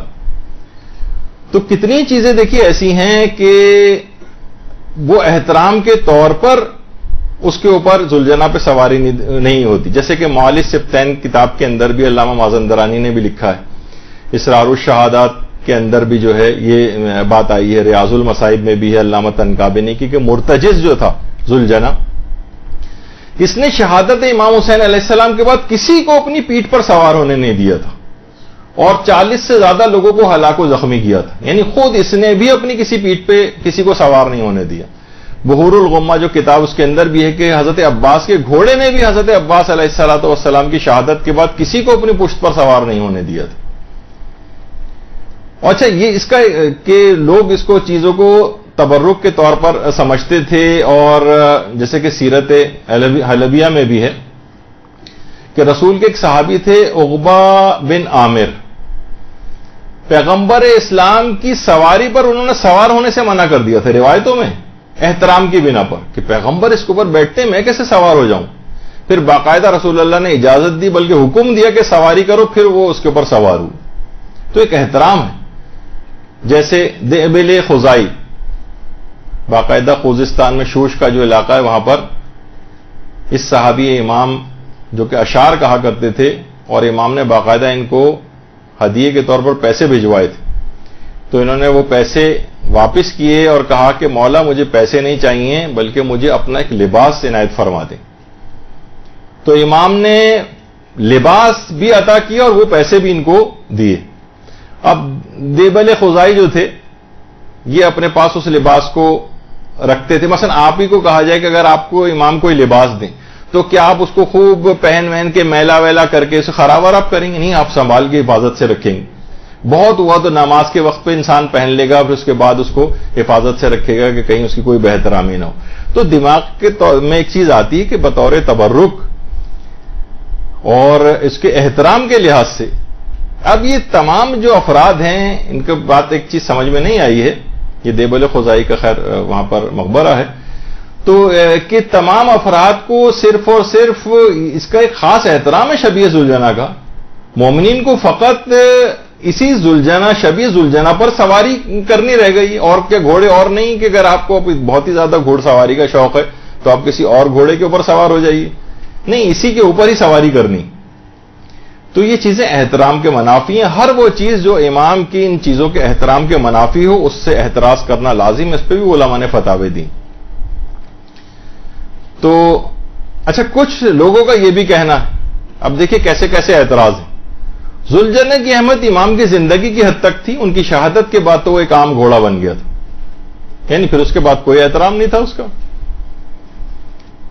دیکھیے اگر اس بات کو مان لیا جائے, اس بات کو اگر مان لیا جائے کہ اس امام کی زندگی کی حد تک اس کا احترام تھا, اگر بالفرض وہ احترام مانا جائے, ایک ورنہ اس کے بعد ایک عام گھوڑا بن گیا تھا, تو پھر جب خانہ کعبہ کے جو غلاف کے ٹکڑے جب تک خانہ کعبہ تک لگے تب تک احترام ہے, اس کے بعد کیوں ان کا احترام ہے؟ لوگ باقاعدہ لے کے جن کو ٹکڑا ملتا ہے اس کو فریم کر کے گھر میں لگاتے ہیں, اس کو خاص احترام سے رکھتے ہیں, اس کی خاص زیارت ہوتی ہے, لوگ اسے لے لے کے چومتے ہیں.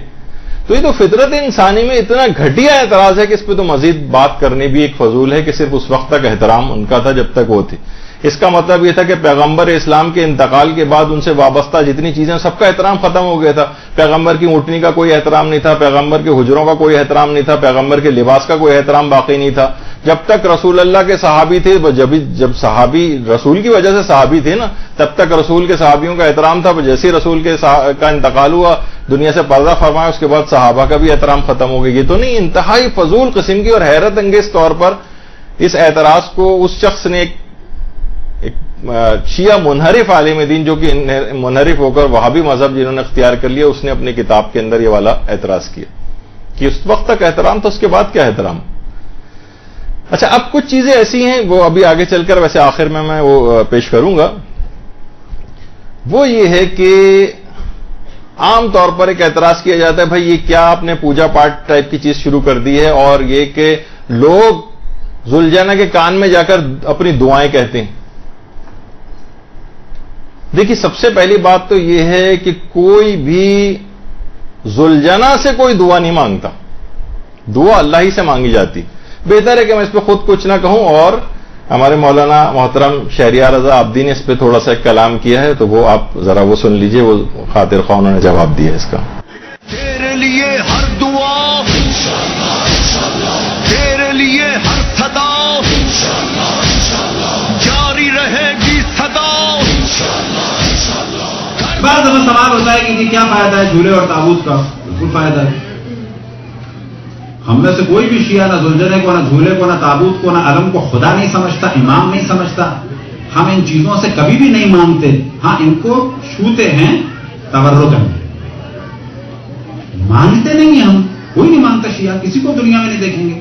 حتیٰ کہ علم ہاتھ میں ہے تو بالکل وہی کیفیت ہوتی ہے جو خانہ کعبہ کا پردہ ہاتھ میں ہوتا ہے. پردے سے کوئی نہیں مانگتا, پردے سے مانگنا شرک ہے. حتیٰ خانہ کعبہ کی دیوار سے مانگنا شرک ہے. خانہ کعبہ کو شرک سجدہ کرنا گناہ ہے, حرام ہے بلا شک. خانہ کعبہ ڈائریکشن ہے, خانہ کعبہ متبرک, اس سے تبرک کا برکت لیتے ہیں, تبرک برکت دیتے ہیں. اب جب اس کے پردے کو پکڑتے ہیں کہ جو انبیاء بھی یہ کام کرتے تھے, تو اللہ کے دامن کو تھوڑی پکڑتے ہیں. اللہ منزہ, اس کا لباس نہیں ہے کوئی, لیکن ایک متبرک چیز کو تھامتے ہیں. متبرک چیز نگاہوں کے سامنے ہوتی ہے, در حقیقت ہمارا تعلق خدا سے ہے. لیکن یہ جھولا وغیرہ در حقیقت توجہ دلاتے ہیں کس کی جانب؟ امام حسین کے فرزند کی جانب. یہاں پر ہمیں بہت زیادہ بولڈ ہو کے کام کرنا ہے کہ بہت ساری چیزیں کہ جو آج کمرشل آرٹ میں اور ماڈرن آرٹ میں ہیں, ہم نے انہیں صدیوں پہلے استعمال کیا ہے. ہم نے صدیوں پہلے استعمال کیا ہے. آپ آج کر رہے ہیں, ہم صدیوں سے کر رہے ہیں. ہم پہلے ذریعہ بناتے تھے, آپ اسے کہتے تھے کہ یہ بدعت ہے. آج ہر دکان میں مکے مدینے میں ذریعہ موجود ہے, یعنی خانہ کعبہ کا ماڈل. آج ذریعے موجود ہیں, یعنی مسجد نبوی کا ماڈل. وہ پلاسٹک کا بھی ہے, وہ سلور کا بھی ہے, وہ اور مختلف میٹلز کا بھی ہے. ہم مشرک تھے نہ, اب آپ مشرک ہو گئے. جواب ملے گا نہیں یہ تو ماڈل ہے, تو ہم اس کو ماڈل سمجھتے تھے. ہم نے کبھی بھی کسی ذریعے کو نہ اللہ سمجھا, نہ رسول سمجھا, نہ حتیٰ مولا علی سمجھا. ہم نے کس ذریعے کو سمجھا؟ امام حسین. ہم نے تو کہا ذریعے شبیہ ذریعہ امام حسین. جیسے آپ کیا ہیں, آج مکہ مدینہ بلکہ پورے سعودی عرب بلکہ پورے عالم اسلام میں کوئی ملک ایسا نہیں ہے, اور اب تو خصوصاً سعودی عرب کی کوئی دکان ایسی نہیں ہے جہاں پر خانہ کعبہ کے دروازے کا ماڈل نہ ہو. جو نیت آپ کی ہے وہ نیت ہماری ہے. ہم مشرک تو آپ مشرک، آپ موحد تو ہم موحد. خانہ کعبہ کا دروازے کا دیکھا آپ نے، ہر جگہ ہے. ہم کامیاب ہو گئے، سیدھی سیدھی بات ہے. آج آپ وہی کر رہے ہیں جو ہم کر رہے تھے. اب اس کی جو ایک ماڈرن مثال دی جا سکتی ہے، فلسطین میں شیخ احمد یاسین کو کہ جو نابینا تھے، اور نہ معذرت نابینا نہیں تھے، مفلوج تھے، انہیں مارا گیا. تو آج اگر آپ گوگل میں بھی سرچ کریں شیخ احمد یاسین کا فیونرل کے نام سے، تو جب بھی ان کی برسی ہوتی ہے تو ویل چیئر اٹھاتے ہیں. یہ ویل چیئر اللہ ہے، رسول ہے، امام ہے، کون ہے؟ کہا جائے گا نہیں. اصل میں ویل چیئر کسی نبی نے اٹھائی؟ ویل چیئر حضرت ابوبکر یا حضرت عمر یا حضرت عثمان یا کسی خلیفہ نے اٹھائی؟ آج یہ سوال کیا جاتا ہے کیا اصحاب کے دور میں یہ تھا؟ تو کہیں گے ویل چیئر کیا رسول اللہ نے اٹھائی کسی کی؟ کیا قرآن میں ویل چیئر کا ذکر ہے؟ کیا حضرت ابوبکر یا حضرت عمر یا حضرت عثمان یا سیرت شیخین یا سیرت صحابہ میں کہیں ایک جگہ بھی ویل چیئر ہے؟ کہا جاتا ہے نہیں، یہ علامت ہے. ویل چیئر کے ذریعے سے ہم بتاتے ہیں کہ شیخ احمد یاسین جو معذور تھے ان پر ظلم ہوا. اگر یہ لاجک ہے تو ہماری بھی جھولے کی علم تابوت کی یہی لاجک ہے. ہم قسم علم کو یا تابوت کو یا زلزلے کو اللہ رسول یا امام نہیں مانتے. ہمارے جاہل سے جاہل آدمی سے پوچھنا، وہ ان میں سے کسی چیز کو نہ اللہ نہ رسول نہ امام، اور ان میں سے کسی چیز سے خود نہیں مانگتا کوئی بھی. بس آپ ویل چیئر اٹھائیں تو آپ موحد. آپ شیخ احمد یاسین کی مظلومیت کو ویل چیئر سے بیان کریں تو آپ موحد. ہم فرزند رسول اللہ کی مظلومیت کو بیان کریں تو ہم مشرک. یہ کون سا انصاف ہے؟ یہ کون سا عدل ہے؟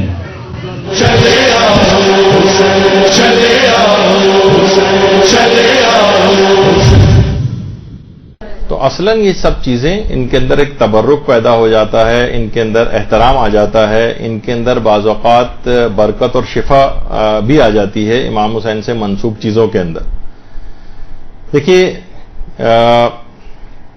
یہی وجہ ہے کہ آیت اللہ حسین بروجردی فرماتے تھے کہ امام حسین علیہ السلام اتنے بلند مقام پر فائز ہیں، اتنے واجب الاحترام ہیں کہ ان سے منسوب ہر چیز کا احترام کرنا واجب ہے. یہ آیت اللہ حسین بروجردی کہا کرتے تھے. اور ان سے منسوب جتنے بھی وسائل عزاداری، آیت اللہ بہجت کا پچھلی مرتبہ میں نے پیش کیا تھا آپ کو کہ کالا لباس، زریحیں، علم، تابوت، ان سب کا احترام، یہ سب وسائل عزاداری، ان سب کا احترام کرنا ضروری. حتیٰ کہ اگر آپ دیکھیں کہ آئمہ کے قبور سے دور جو شفا والی جو جالی ہے وہاں پہ بھی لوگ آ کے مس کرتے ہیں، وہاں سے دھاگے وغیرہ جو ہیں وہ برکت کے طور پر وہاں سے جو ہے وہ لے کر جاتے ہیں اور ان کو شفا ہوتی ہے. امام کی صرف اس جالی سے جو ان کی قبر سے دور بھی ہے تب بھی اس کے اندر شفا کی ایک صلاحیت پیدا ہو گئی، براہ راست قبر بھی نہیں. تو اس طرح سے ان چیزوں کی اہمیت کتنا آپ دیکھتی ہیں کہ دسترخوانے جو وہاں پر دسترخوان ہوتے ہیں اور باقاعدہ امام کے جو مضیف اور وہاں پر جو کھانے وغیرہ آپ اکثر وہاں جا کر حرم کی طرف سے کھاتے ہیں، اس کے اندر ان کھانوں کے اندر ایک برکت. وہاں کی جو روٹیاں، جو سوکھی ہوئی روٹیاں ہوتی ہیں، آپ نے دیکھا ہوگا ایرانی اور عراقی کتنا منتیں سماجتیں کرتے ہیں کہ ہمیں وہ سوکھی ہوئی روٹی کے ٹکڑے دے دو کم سے کم. اس کے اندر ایک شفا کی خصوصیت پیدا ہو گئی. تو ان سے منسوب چیزیں وہ شفا ہے.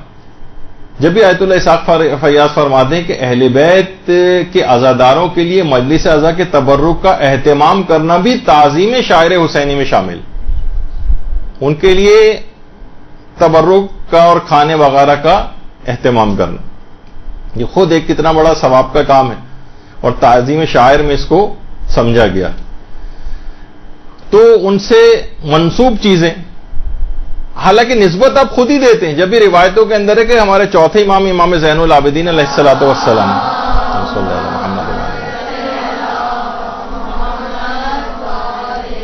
آپ فقیر کو صدقہ دینے کے بعد امام اپنے دانے ہاتھ کو چومتے تھے اور کہتے تھے یہ ہاتھ جو فقیر کا ہے یہ نائب دست خدا ہے، گویا اللہ کے ہاتھ میں گیا ہے، اس کے ہاتھ سے جو میرا ہاتھ ٹچ ہوا ہے گویا اللہ کا ہاتھ ٹچ ہوا ہے اور میں اپنے ہاتھ کو بوسہ لے رہا ہوں تبرک کے طور پر۔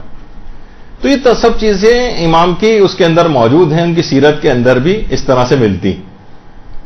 یا وہ ایک بہت دفعہ پہلے ہم نے اس کی پوسٹ بھی بنائی تھی اور باقاعدہ علماء نے اس کو لکھا ہے کہ مدرسۃ الواعظین لکھنؤ کے جو پرنسپل تھے مولانا عدیل الاختر صاحب، انہوں نے کہا کہ زمانے طالب علم میں تبرکات کے اوپر بات نکلی تو شمس العلماء سید سبط حسن انہوں نے فرمایا کہ جو شخص کسی مریض کی صحت یابی کے لیے روزہ رکھے اور افطار کے بعد دعا کر کے بستر پر آئے اور کہے کہ اے زہیر ابن قین طبیب لشکر حسینی میرے مرض کے لیے دوا تجویز کر دیجئے، خواب میں ایک بزرگ اس بیماری کا نسخہ اس کو لکھوا دیں گے۔ یہ انہوں نے بات بتائی، بلکہ انہوں نے اس سے پہلے ایک جملہ کہا تھا جس میں ہم نے نہیں لکھا کہ اگر تم مجھ سے اس بات کا حوالہ نہ پوچھو تو میں تم کو ایک حقیقت بتا سکتا ہوں۔ بہت سی چیزیں دیکھیے ان کے اس لحاظ سے روایتوں کے حوالے نہیں ہوتے لیکن سینہ بہ سینہ علماء سے چلتی۔ اچھا، ایک مریض جو طالب علم تھا، یہ طالب علم نے جا کر اپنے گھر میں واقعہ سنایا۔ اس مریض طالب علم کی بہن نے اپنے بھائی کی صحتیابی کے لیے روزہ رکھ کر حسب ہدایت دعا کی تو خواب میں دیکھا کہ ایک شخص ہے جسے لوگ گھیرے ہوئے ہیں اور وہ مریضوں کو نسخے لکھوا رہے۔ بہن نے بھائی کے مرض کی دوا چاہی تو اس شخصیت نے کہا کہ وہ خود ہی دوا نہیں کرتا، کہا کہ نہیں اس نے تو بہت دوائیں کی ہیں، کہا وہ مجلس حسین کا تبرک کیوں نہیں لیتا ہے؟ صبح ہوئی تو خاتون نے واقعہ بیان کیا، بھائی نے تسلیم کیا کہ ہاں بے شک میں بعض حالات ہوتے تھے، رش بہت ہوتا تھا، میں مجلس سے نکلتے وقت تبرک نہیں لیتا تھا، لیکن انشاءاللہ اب آئندہ ایسا نہیں کروں گا، لائن میں بھی لگ کر تبرک لینا ہوا تو لوں گا۔ اس کے بعد اس مجلس میں گیا اور شریک ہو کر اس نے زحمت اٹھا کے تبرک لیا اور استعمال کیا اور اس کے بعد اس بیماری سے اس کو شفا ہو گئی۔ اللہم صل علی محمد و علی محمد۔ اچھا، اسی زمانے میں واقعہ مشہور ہوا تھا اور اس کے بعد انڈیا کے اخبارات وغیرہ اور رسالوں کے اندر بھی یہ چھپا، اور اس کے بعد جن مومنین شیعہ ڈاکٹروں اور حکیموں نے اپنے اپنے مریضوں جو بہت سے ایسے مریض تھے جو کہ لا علاج ہو رہے تھے ان کے لیے اس طرح سے روزہ رکھ کے اسی طرح سے اس میں عمل کیا انہوں نے، تو اس کے بعد ان بہت سے مریضوں کو بھی شفا ہوئی۔ تو یہ بہت ساری چیزیں ایسی ہیں کہ اب آج کل مادیات کے غلبے اتنے زیادہ ہو گئے ہیں، شکوک و شبہات اتنے زیادہ ہو گئے ہیں، لوگوں کا ان چیزوں پر اعتقاد نہیں رہا ہے کہ ان چیزوں کے اندر کیسے تبرک، مجلس اعضاء کا تبرک ہم نے تو بنوایا، اس میں اس تبرک کی کیا بات ہے، اس میں شفا کی خاصیت کیسے پیدا ہو گئی؟ تو دیکھیے کتنی چیزیں ایسی ہیں۔ آیت اللہ محمد حسین طباطبائی کے متعلق ملتا ہے کہ ایک بار محلہ گزر خان قوم میں ایک سید کی مجلس اعضاء میں گئے، ابھی گھر ان کا بن رہا تھا تو انہیں ایک دوسری جگہ بٹھایا گیا علامہ کو، تو انہوں نے صاحب خانہ سے پوچھا کہ اس گھر میں کب سے عزاداری ہو رہی ہے، یعنی جہاں عزا خانہ تھا اس کے علاوہ کسی اور جگہ لے جا کے بٹھا دیا گیا تھا، گھر بن رہا تھا۔ صاحب خانہ نے کہا 40 سال سے زیادہ ہو گئے۔ یہ سننا تھا کہ علامہ طباطبائی فوراً اٹھ کر پرانے حصے میں آ گئے جو زیر تعمیر تھا اور فرمایا جو جگہ 40 سال سے امام حسین پر گریے کی گواہ ہو اس میں اتنی پاکیزگی آ جاتی ہے کہ اس سے تبرک حاصل کرنا چاہیے۔ تو یہ سب چیزیں ان کے اندر ایک دیواروں کے اندر ایک تقدس آ جاتا ہے، ان کے در و دیوار کے اندر ایک تقدس آ جاتا ہے، اس فرش عزا کا ایک تقدس آ جاتا ہے۔ اسی طرح امام حسین سے منسوب یہ ذوالجنہ اس کے اندر بھی اس طرح سے تقدس آ جاتا ہے، اس کا ایک احترام لازم ہو جاتا ہے، اس کی توہین وغیرہ کرنے کی اجازت نہیں۔ فطرس وغیرہ کا جو آپ اکثر سنتی ہیں وہ فرشتے والا واقعہ، اگرچہ اس پہ علماء کی کافی بحثیں ہیں سند اور متن کے اعتبار سے، اور علماء کے فتاویں کبھی اور انشاءاللہ ان کو ذکر کریں گے، لیکن بہرحال اس واقعے کے اندر کیا تھا کہ اس فرشتے کے بالوں پر امام حسین کے لکڑی کے جھولے سے مس ہونے کی وجہ سے واپس آ گئے۔ امام حسین کے جسم سے بھی مس نہیں ہوا تھا، صرف ان کے جسم سے متصل جو لکڑی کا جھولا تھا اس کے مس ہونے سے اس کے بالوں پر آ گئے تھے۔ اس کو کہتے ہیں تبرک۔ تو اور یہی وجہ ہے کہ یہ سب چیزیں اب یہ فطرس جو ہے باقاعدہ ایران نے اس کے نام پر ایک ڈرون بھی بنایا ہے، اس کا نام فطرس رکھا ہے۔ تو ان چیزوں کی یادگاریں اس طرح سے ہوتی ہیں، ان چیزوں کی اہمیت ہوتی ہے۔ بہرحال تو چیزوں سے تبرک، جب یہ علم سے لوگ علم کو کیوں چومتے، وجہ ہوتی ہے نا علم کو کیوں چومتے ہیں اور پرچم کو کیوں چومتے ہیں؟ بلکہ آپ خود دیکھیں ہمارے مراجع آج کل اس پہ بھی اعتراض ہوتا ہے کہ بھئی اس کو چومنا، ان چیزوں کو تقدس دینا، ایک کپڑا ہی تو ہے، ایک فلاں ہی چیز تو ہے، خود تو آپ نے بنایا، اسی خود بنایا اور خود ہی اس کو جو ہے اس کو مقدس قرار دے کے اس کا بوسہ لے رہے ہیں. اس کی کوئی تک سمجھ میں نہیں آتی لوگوں کو. اب دیکھیے کہ ہمارے جو مراجع ہیں ان کا کیا طریقہ کار ہے. آیت اللہ صافی گل پائیدانی. یا حسین یا حسین یا حسین یا حسین یا حسین یا حسین یا حسین یا حسین مولا کوئی غم نہ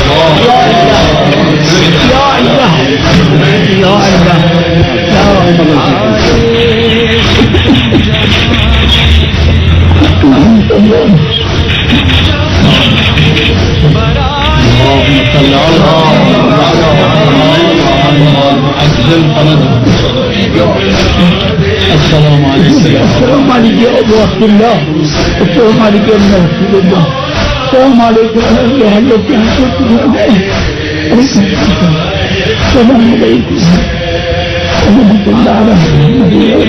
تم جہاں میں ہمارا ہوتا ہے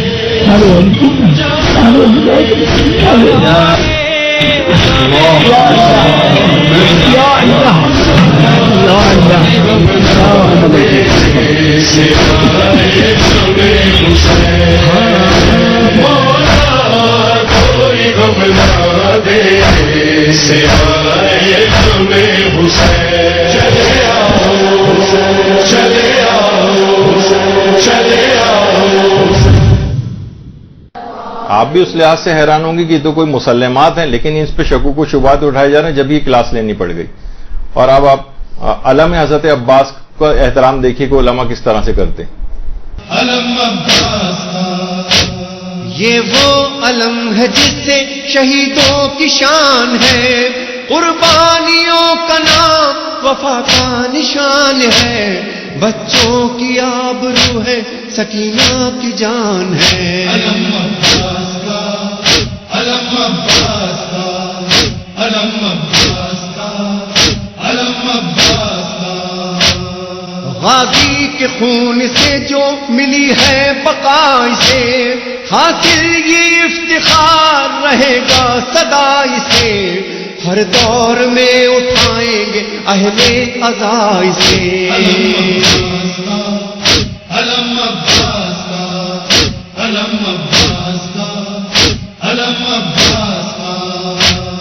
ہم کو جو یہ ترائی میں بحر کرم ملا، تاریخ کو ہلال کہاں یہ حشم ملا، زینب کی یہ دعا تھی کہ ایسا عالم ملا. علم عباس کا، علم عباس کا، علم عباس کا. اچھا، پھر اس کے بعد ایک اعتراض یہ ہوتا ہے، آج اعتراض تو نہیں، البتہ ایک چیز آج کل ہونا شروع ہو گئی ہے کہ ذوالجناح کی جو شبی ہے اگر وہ مر جائے تو اس کے غسل، کفن، دفن بہت سارے لوگ دیکھیے اس طرح سے آج کل کرنے لگے ہیں. اور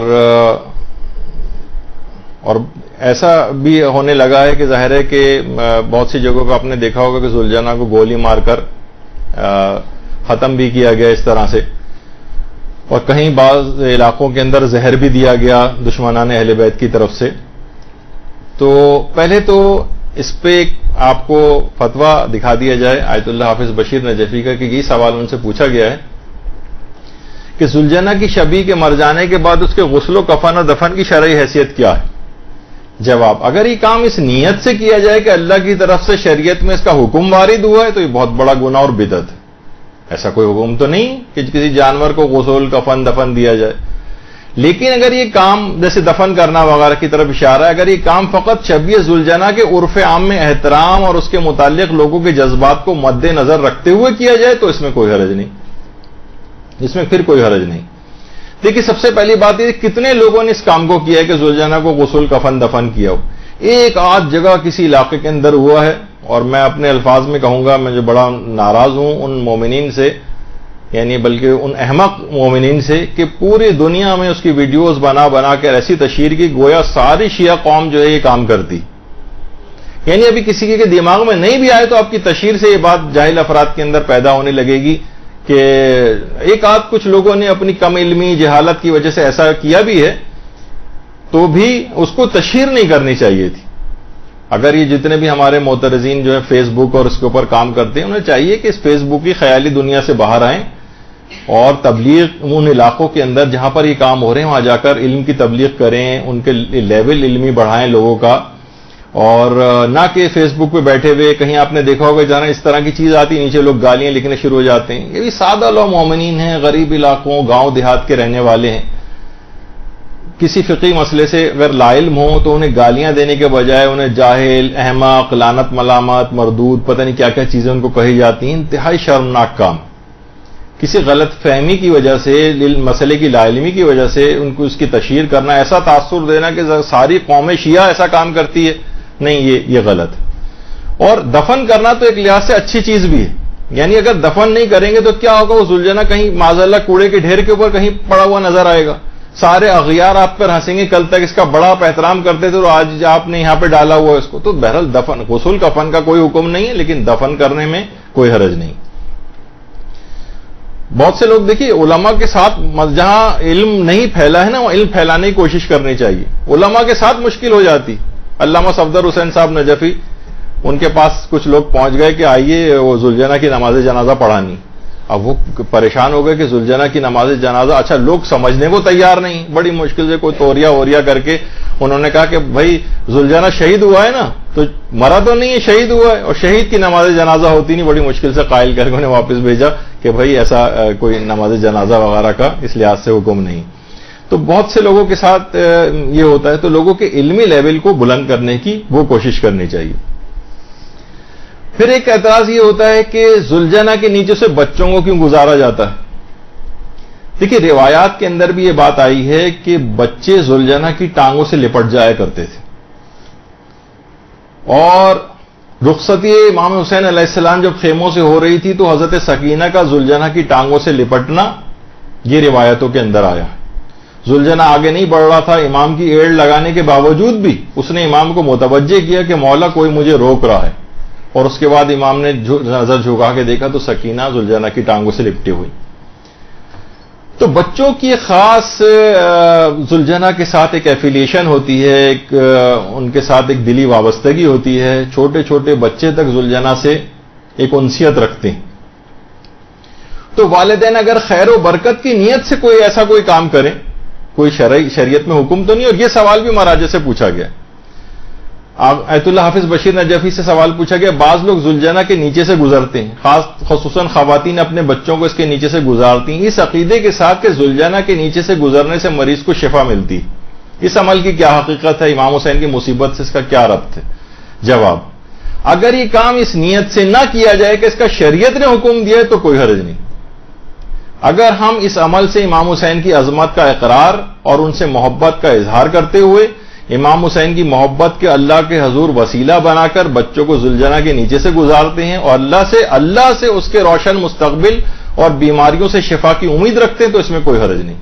باقاعدہ ان کی جو شاعر حسینیہ کے نام سے کتاب ہے اس کے اندر بھی صفحہ 290 اور 291 کے اوپر یہ فتویٰ موجود ہے. تو لوگوں کا عقیدے سے کوئی شرک کہنا, اور ٹھیک ہے لوگوں کا ایک عمل ہے, کوئی واجبات میں سے بھی نہیں ہے, کوئی اس کو حرام بھی نہیں کہا جا سکتا. لوگوں کا اپنا ایک طریقہ کار ہے جو حرام کی حد تک نہیں. تو اس لحاظ سے اس میں کوئی حرج نہیں اگر کوئی ایسا کر بھی رہا ہے, لیکن کرنا بھی کوئی ضروری نہیں. تو دیکھیے یہ کوئی اسی طرح سے لوگ تبرکن مثلاً تابوت کے نیچے سے نکل رہے ہوتے ہیں اور توقع یہ کرتے کہ شاید اس میں کوئی برکت آ جائے, ہمیں شفا مل جائے, ہمیں کوئی برکت نصیب ہو جائے.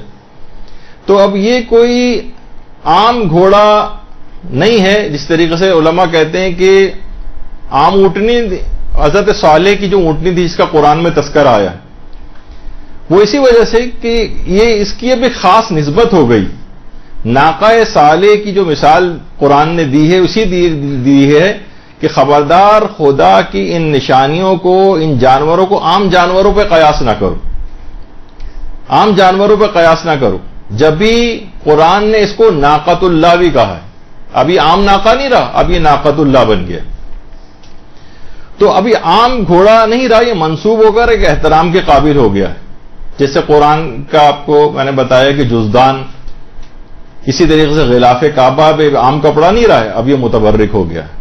ذریعہ امام حسین علیہ السلام جب ایران کے اندر تیار ہو رہی تھی تو لوگ روزانہ اس کی زیارت کو بھی جاتے تھے, اس کو چومتے بھی تھے.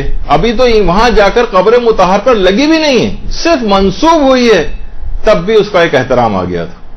تو اسی طریقے سے بہت ہم لوگوں کو چیز کرنی چاہیے کہ اس کی طرف زبان اعتراض کو دراز نہ کریں. اچھا, جیسے کہ ابھی کچھ چیزیں البتہ ایسی ہیں شبیہ ذوالجنہ کے سلسلے میں جو قابل اعتراض ہیں, ان کی اصلاح کرنا البتہ ضروری, لیکن یہ بہت زیادہ ابھی بھی نہیں ہوتی. کچھ علاقوں میں جہاں بہت کم علم ہے لوگوں کو, وہاں پر کچھ افراد اس قسم کے کام کرتے ہیں, لیکن ہے غلط. مثلا شبیہ ذوالجنہ کو سجدہ کرنا حرام ہے, گناہ ہے, اللہ کے علاوہ کسی کو سجدہ ہو نہیں سکتا.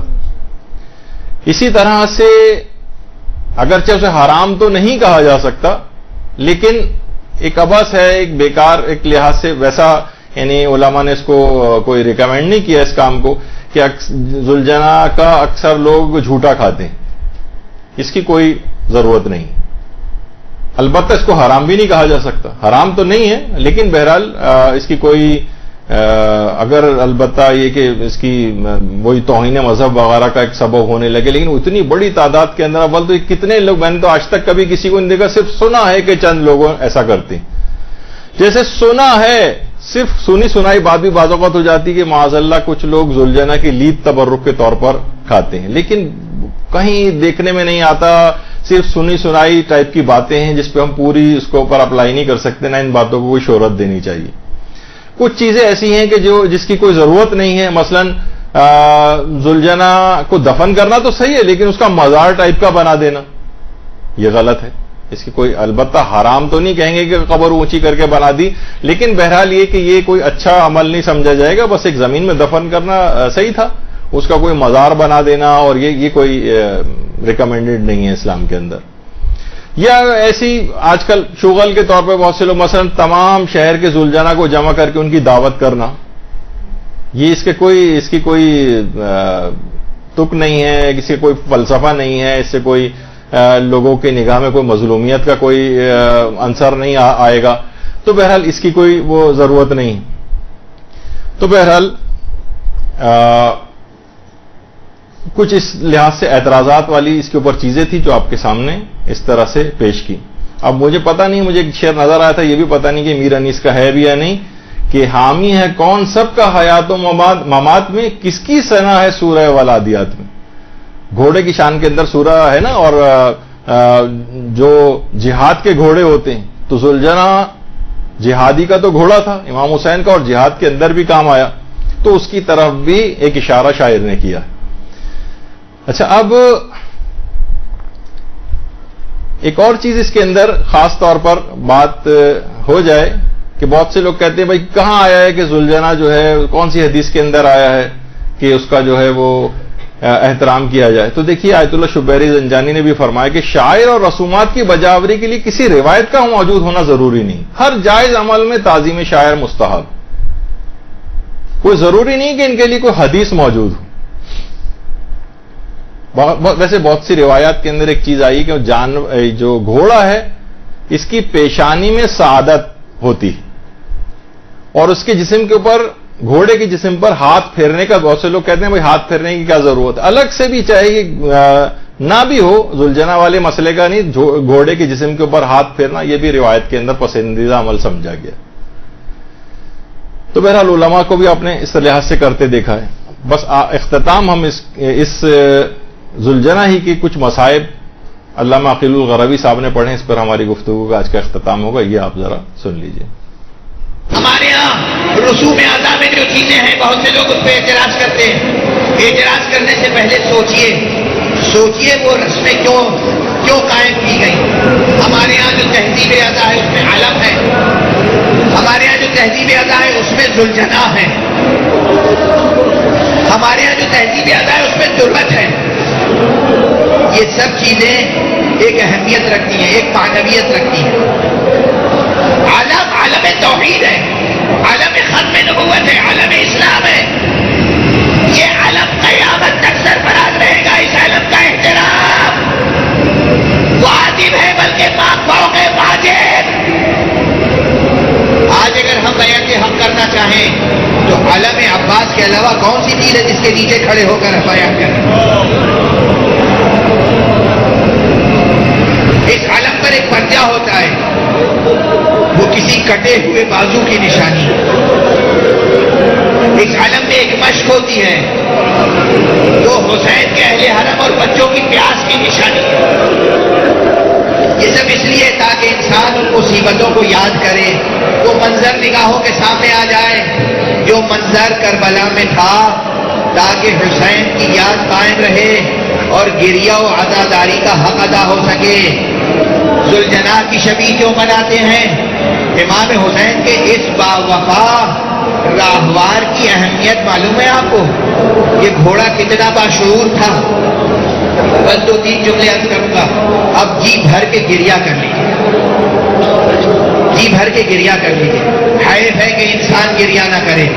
امام حسین کا یہ گھوڑا ہوا ہے جو بار بار روز عاشورہ گریہ کرتا ہوا نظر آیا۔ بتاؤ گھوڑے نے کتنی بار گریہ کیا ہے؟ جب امام حسین کو آواز دی ہے علی اکبر نے،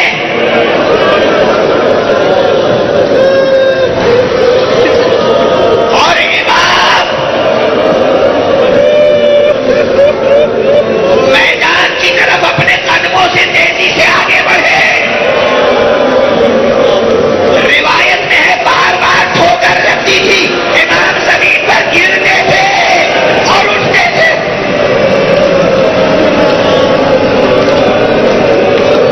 اور پکارتے تھے، بیٹا کہاں ہو؟ بیٹا آواز دو، تمہارے مرنے کے بعد میری آنکھوں میں روشنی نہیں رہی۔ اس موقع پر جب کئی مرتبہ امام زمین پر دھو کر کھا کے گرے اور اٹھے، ایک مرتبہ امام نے دیکھا کہ وہ گھوڑا امام کا وفادار راہوار آیا، گویا اتنی دیر میں اس نے میدان کا جائزہ لیا، اس جگہ پہنچا جہاں علی اکبر کا لاشا تھا۔ اس کے بعد امام کے پاس آیا، امام کی آستین اپنے ڈانٹ سے پکڑی، امام نے دیکھا گھوڑے کی آنکھوں سے آنسو رواں ہیں۔ امام کو گھوڑے نے علی اکبر کے لاشے تک پہنچایا۔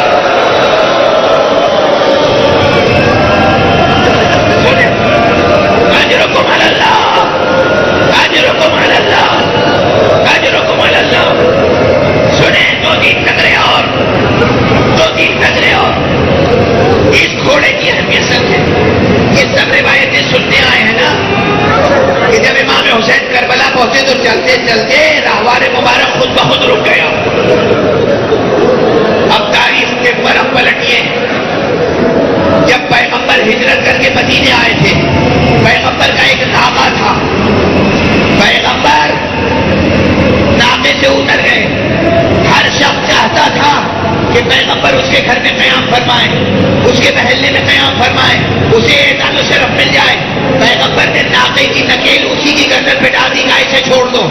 انہا معمورہ، یہ خدا کی طرف سے معمور ہے، جہاں یہ خود سے رک جائے گا میں وہیں قیام کروں گا۔ وہ رسول کا ناقہ تھا، یہ حسین کا راہوار۔ جب حسین کی منزل آخر آ گئی خود بخود رک گیا۔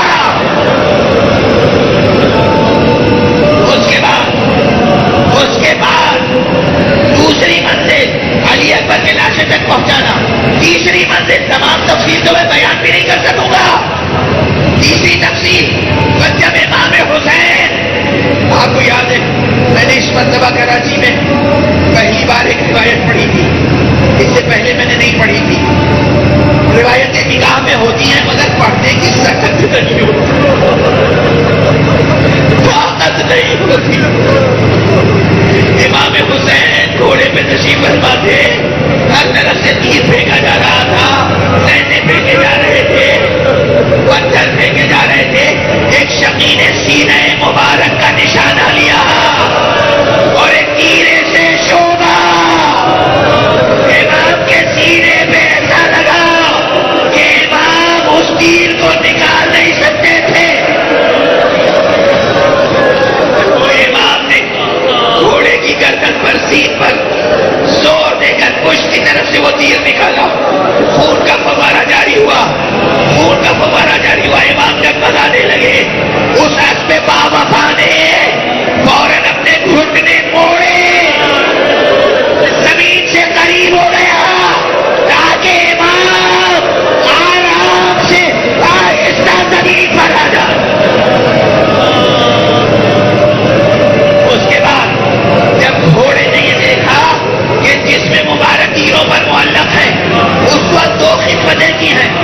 دشمن بڑھتا تھا اسے اپنی ٹانگوں سے ہلاک کرتا تھا اور اپنے دانتوں سے جسم مبارک امام سے ایک ایک تیر نکالتا. جب امام کا جسد مبارک زمین پر آ گیا, زمین کربلا لہو لہان ہو گئی. یہ سامنے قتل کا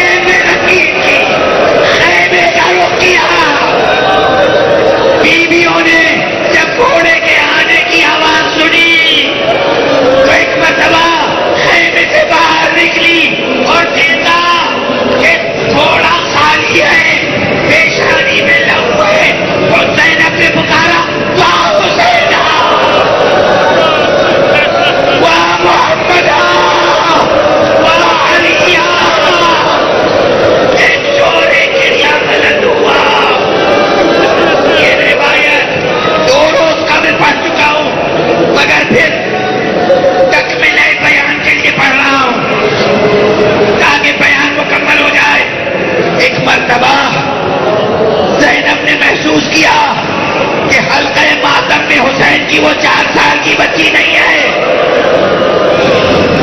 رخ کیا, دیکھا کہ خیمے کے دروازے پہ کھڑی ہے.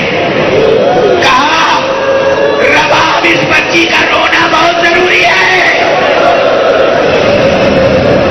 جناب زینب نے اس بچی کو قریب بلایا. بچی روتی ہوئی نہیں آئی. بچی کی آنکھوں میں حیرت تھی. ایک مرتبہ بچی آہستہ آہستہ قدموں سے آگے بڑھی, باہیں پھیلائی, گھوڑے نے گردن جھکائی, گھوڑے کے کان میں کہا ابھی آپ کو دل افشانا, میرے بابا کو پانی پلایا گیا یا پیاسا قتل کر دیا گیا. بس سنو گے عزیزو, گھوڑے نے یہ جملہ سنا, اپنا ساتھ زمین پر رکھنا تھا. گھوڑا وہی گھوڑے نے اپنی جان دے دی. واہ حسینا, واہ علیہ, واہ محمدہ, واہ حسنہ. صلی اللہ علی محمد وآلہ الطیبین الطاہرین.